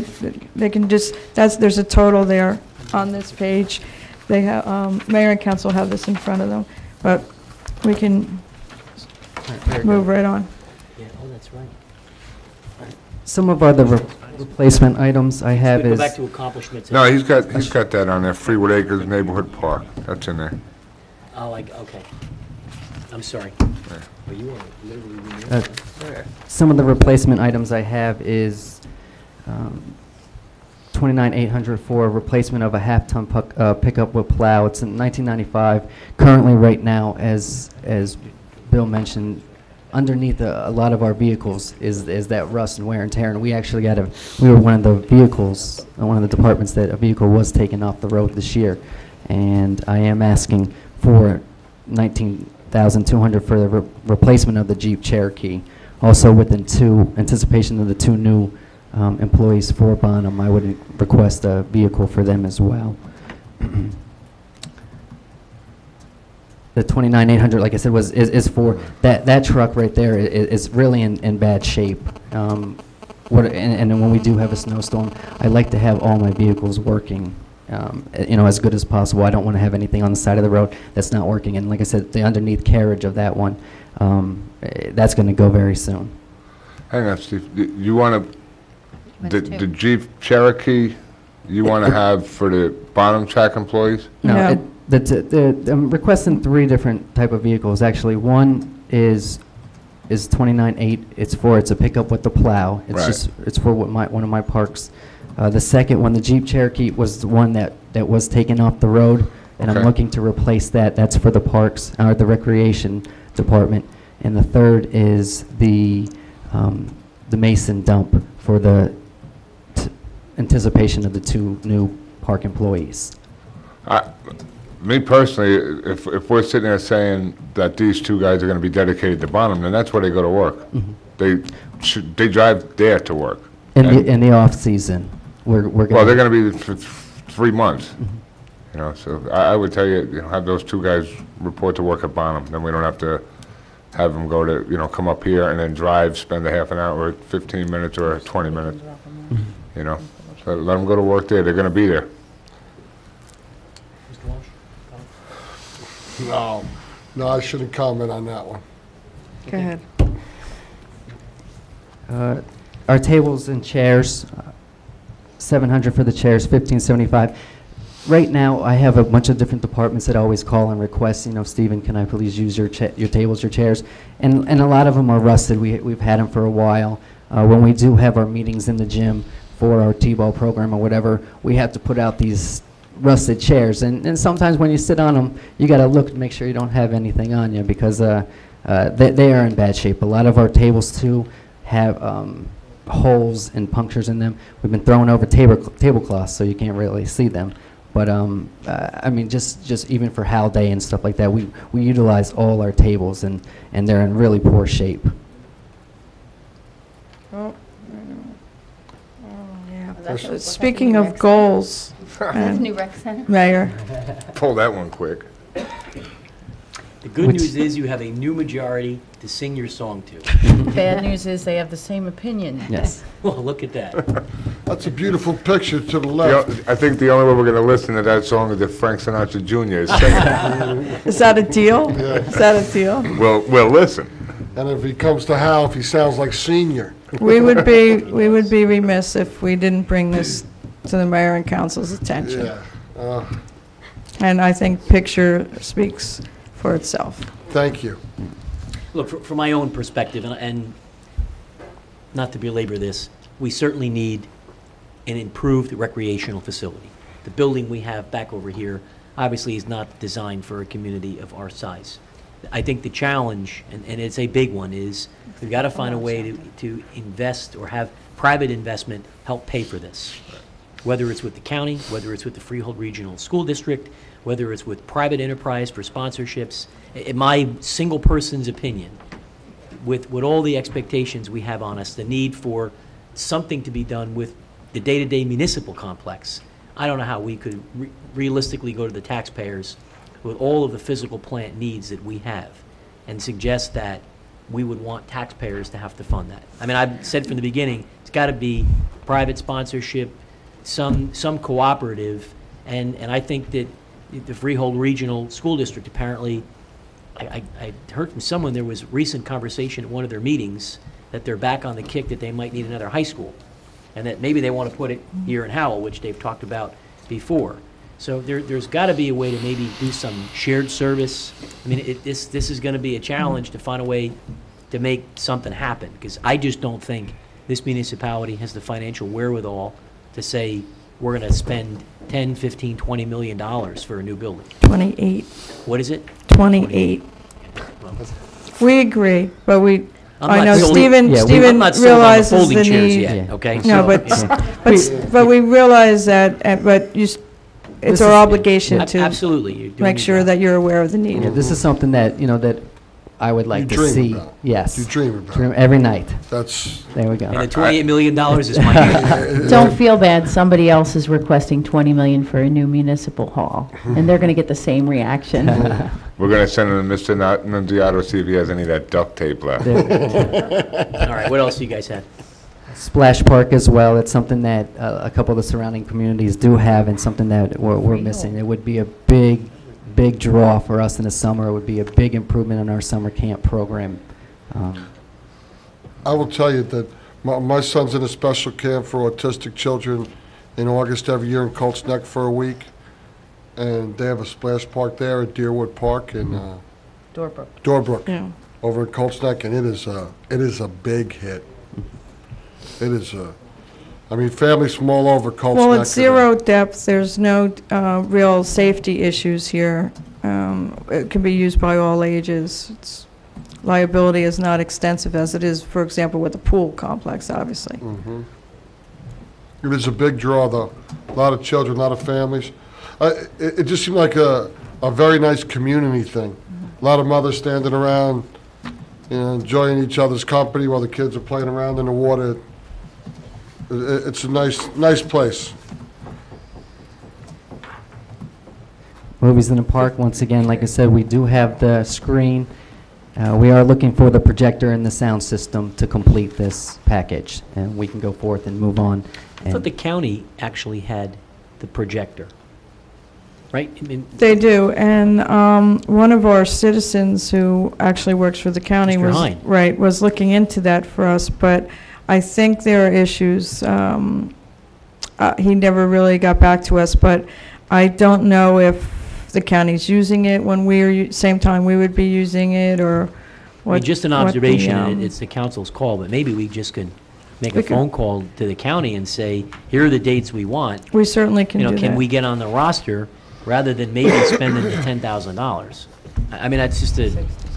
60. That's 10 grand for the projector.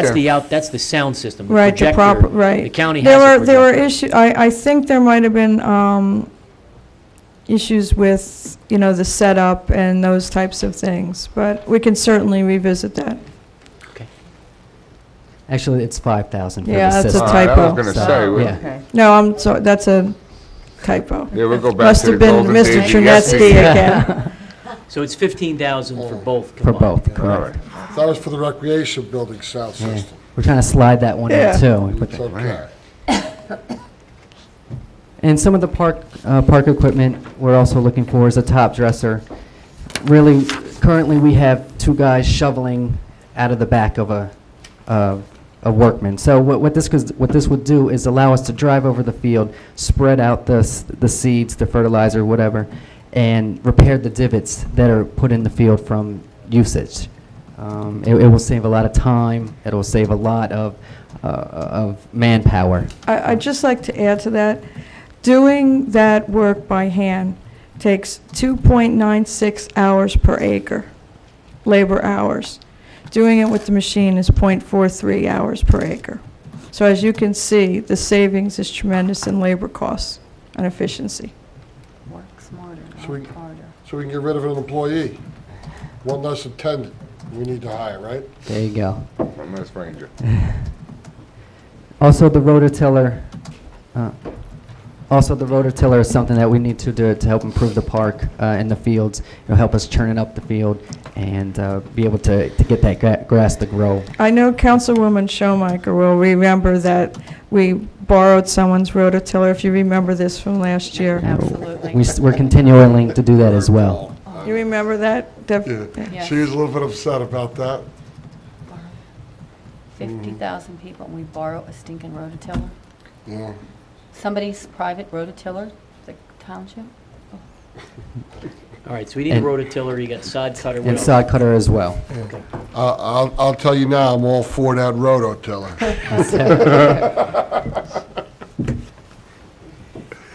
And for the bottom track, a couple other pieces that we would need is obviously a large area mower to cut all that property. Also, a small area mower to get to the spots that we're not going to be able to get with the 12-foot deck. With the 5 softball fields, you're going to need a machine to churn up the dirt and an on-site utility vehicle to go from point A and point B to lug that stuff. You're talking about, you know, if you go out there and you stand out there, it's vast. So. Bicycles won't work? Question, what's the longevity of that piece of equipment like that? Can you flip back one more time? Like the large area mower, that 12-deck and 6-foot deck? What's the longevity of those machines? Currently, we have a couple mowers that have logged, our most one is 4,519 hours. Our second one, most is 3,968 hours. We've logged onto that. They're pretty much past their prime, if you would ask anybody. But They're maintained, they're pretty good. 8, yeah. Would those be dedicated for use at the bottom track only? They're not going to be That's hauled out correct. and used to cut the tension basins and... those 2 pieces of equipment, correct, and the infield machine, yes. Can I ask a serious question? Has anybody in this project put something where you're going to put this equipment? Yes, we've actually, what we were hoping for is that we have an area on the bottom property in the back towards the softball fields that would be dedicated to the park equipment. It's a building? Is there a building already in the budget? I for the bottom believe track to it's put all in this equipment? phase, I have to, it's in phase 3. It is in phase 3? That's okay. No problem. Thank you. Great, okay, what else? That's it, if you have any questions. Yeah, that's all I have. I would like to ask a question that I've asked of a couple of the other department heads that have been here. I would like to see the capital expenditures away from the bottom track for 2006 and 2005 also. Again, I know that there was only 2007. And in the future, God willing, I'll be here for a little while, Mr. Chernetsky. Can I always have something that shows me what was budgeted for the capital the previous couple of years in some of these departments? Even if it's on a separate, you know, just so I have it to reflect on, that's all. Because, you know, the mayor said many times, we don't have to reinvent the wheel. There's no monopoly on wisdom. It helps to give me a better picture of where we're going with the budget when I see what was spent in the past. You know? So, Even if you look at, to Deputy Mayor's point, we got all these columns where we're projecting out to 08 and 09 and 010 and 11, 012. I think what Mr. Walsh is suggesting is, and it might even be helpful before we wrap up this budget, is to kind of go back the other way and populate in 06, 05, 04, and 03, so that we can have an appreciation for what has the historic spend been in some of these areas? Because, quite frankly, over the years, we've looked at it and said, we've spent an awful lot of money in this area, and so we need to change. That's the whole explanation around Mr. Banowski getting all the money he did. We went back and looked historically, and the town had spent nothing in technology. So we made a business plan to make that investment, and other areas were put on the waiting list. So I think before we're done with this budget, to Mr. Walsh's point, we really need to see what the spend has been in these particular departments, if you can pull that together. Is that what? Yeah, it would really be helpful. Okay. Ms. Dalton, you got a question? Along those lines, I have a similar comment and request. I probably am not as good in my head at math as the deputy mayor is. And on the budget appropriations, I would like to see a column which just shows me the difference between last year and this year. Not the actuals, but the difference, so that I can see very easily. I thought Mr. Nunziato's presentation tonight was the only presentation that gave me a number. This is the variance with last year. This is my increased request. This is how much more, 52,000. I want to look at it in numbers, because some of these numbers I look at and I go, wow, that's an awful big number. But then when I see that, last year the number was about the same, I go, okay, maybe it's in line. But if I see, 62,000 difference for one item, it raises a question. That can easily be done. We want budget to budget. Right, and not budget to budget, and then actually the difference. Yeah, no, that can easily be done. I can take care of that. But even for department heads, I think Councilwoman Dalton's saying, Ms. Nunziata was perfectly clear, 28,000 of the salary and wages increase, I believe was the number in his presentation, were contractual salary increases. So right off the bat, even though it's up $52,000, 28,000 of it was contractual raises. So there's nothing to talk about. It's a contractual raise. One of the underlying things, and I don't know whether with the new council sitting here, there is a whole book of budget requests that each department makes that does have much of this detail that is on file with Myra in the manager's office. And much of this is here, and much of what, like Mr. Nunziato and everything, he's reading from those sheets. But they're voluminous. Yeah, I think understand the point. When we do the roll-up meeting, that information will be there for you. That was the intent, as well as the number one item I had from our first meeting was a review of the outstanding capital ordinances, where we were going to list all the past capital projects. So that was for our next meeting, where we roll everything up. You'll see all lumped together, all the contractual increases separated from all the proposed additional increases and new employees. So all that will be presented to you when we meet again. Okay. All right, what else, Mr. Chinietsky? Mayor, I just want to summarize. Thank you. Thanks very much. I just want to summarize the points that have been raised to add to this list for when we meet again. We're going to give you a schedule when we can anticipate to go online with the permitting service. We're going to be reaching out to the Paris Grant Coordinator with respect to a scanning employee and how best to approach that. We're going to approach the Board of Education about splitting the cost of an education liaison. We're going to revisit the road improvement budget, at least for further discussion about perhaps initiating a seal coating program. We have to clear up the certified tree experts contract. We want to hear, we just got the information recently from the planning board attorney about his role in a defense of master plan items. We want some backup on that.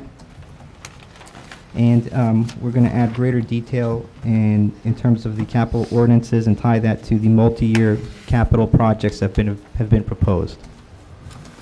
And the clerk's office will be reaching out to council to find a date to schedule our next meeting.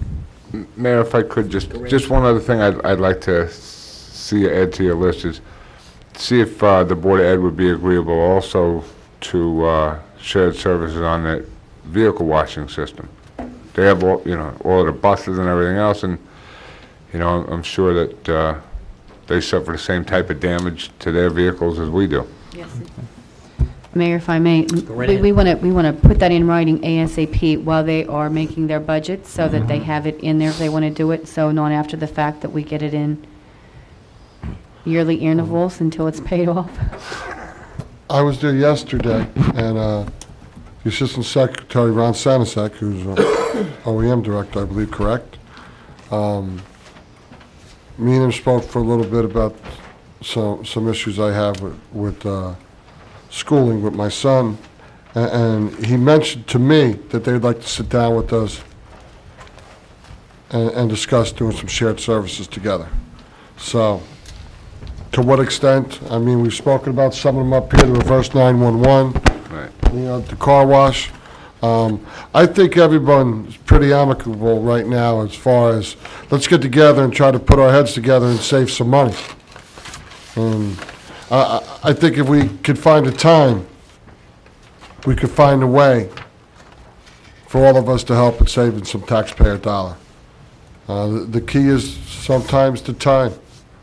That's why, I mean, it was, I know the mayor didn't know, you know, about that meeting, but I just want us to be represented.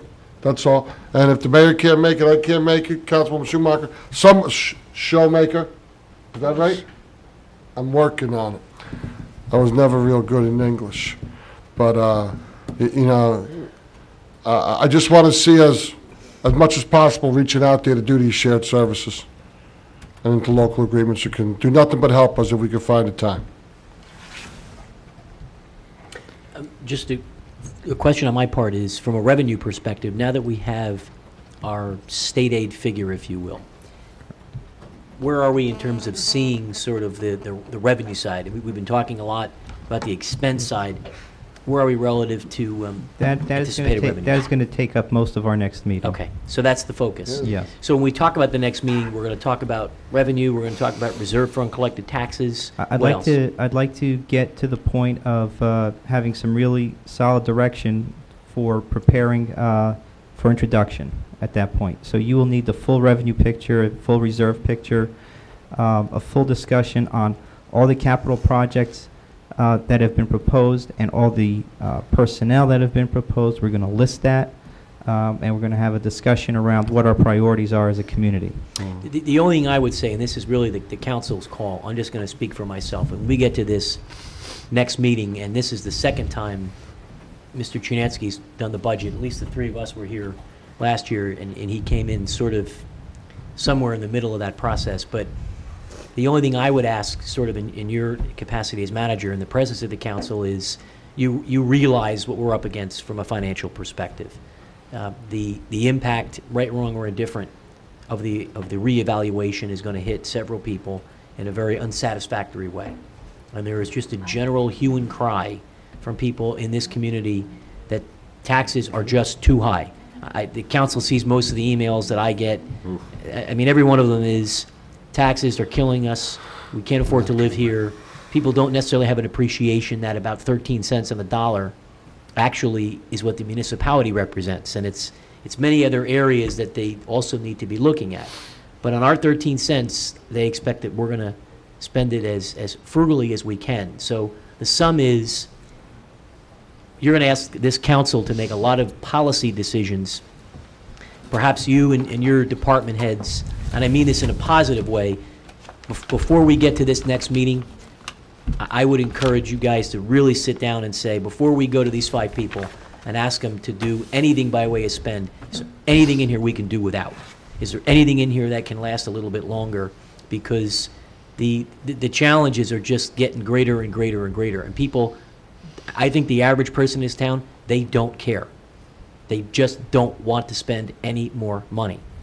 And it's going to be a very difficult situation for all of us. So if there's anything that you think of that you want to come back and say, we've talked about it as a management team and we think that it might be worth to take this one off the table, me personally, I can't speak for anybody else, I'd be open to that. So I don't know if anyone else has anything they want to add on that score. Just real quick, my same philosophy has always tried to do more with less in this trying times. Just don't leave out that rototiller. We will explore as many innovative options as we can. I know that. And I do want to say, because Mrs. Showmaker has been here for longer than this is, I guess, the 5th budget I've gone through. This has been by far the best budget presentation in terms of its comprehensiveness, the slide presentations, not going through these papers line by line and seeing it here. And sincerely, you're to be commended to take this process, and the department heads, because you certainly set the tone for them. This is the best budget I've gone through, and we've never gotten through it as fast as we have in the time that you've done it this year. So want to acknowledge that, and thank you. Thank you. How you've directed them in their presentation, which they've done, it's a very efficient process. And I think that the people of Howell who've watched this and will watch tonight's meeting on TV will understand a lot of it. And I think that's important, that the people start to understand how their tax dollar is being spent. The mayor's right. They don't want to hear that it's being wasted. And times are getting tougher out there. Being in the mortgage industry, I don't want to predict doom and gloom, but I'm not hearing good things out there from people out in the real world. And it's a tough thing when you're worried about putting a shirt on their children's back, food in their belly, and a roof over their head. And more people are worried about those 3 things. So appreciate your effort in all this, Mr. Chinesky. All right, so our next meeting is a week from this evening here in these chambers. It's our regular... Council asked that we coordinate a time that's convenient for all the council, but our next regular meeting, Regular meeting I apologize. that's okay. In these chambers, 6:30 executive, 7:30 public portion begins. Is that right? That's correct. Mrs. Dalton, you have a question? Just a point of order, Sure, Mr. please. Mayor. I'm not sure, are we required to open the floor to the public at this point? You know what? You are correct, Mrs. Dalton. I appreciate that reminder. We do have an obligation to open a meeting to the public, so thank you. We're going to open up the meeting to the public for anyone who'd like to make any comments with respect to the topics that we've talked about this evening. Anyone who'd like to be heard, please come forward. Come on up. Oh, I'll say this on TV. Every party has a pooper. Okay. Seeing no one, Mr. Costigan, come on up, sir. If you wouldn't mind, please just introduce yourself for the record. Yes. John Costigan, 214 Birdsall Road. John, we can't hear you. Speak up. Okay. You know what? This mic isn't so good. He spoke last time. I heard either Mr. Walsh or Mr. Chernesky mention the certified tree expert, or was it Mrs. Showmaker? Okay, thank you. What was that? Oh. Oh, great. Good to know. The Ethics Committee ordinance, if you look at it, it says the chairman, vice chairman of the political parties, the president and vice president of the political clubs. They're the ones that are that have to have a waiting period should they choose to want to work for the township. So I wanted to clear that up. If it has nothing to do, I'll just go home. I thank you for Mr. Okay, Costigan. All I did was it's in ask for an there. opinion, though. I happen to like Mr. Panic, and I think he's, from listening to the people in town, he's done a pretty good job. Yeah. Listen to department heads. I just asked for a legal opinion. Yeah, no, I understand it. But, Are you an attorney? I play one on TV once God in a while. bless you. So do But I. actually, well, you have one right here. 2. Anyway, thank you very much. Thank you, Mr. Costigan. Any other comments from the public? All right, seeing none, we'll close the public portion. I'll ask for a motion to adjourn. All those in favor? Aye. Safe travels.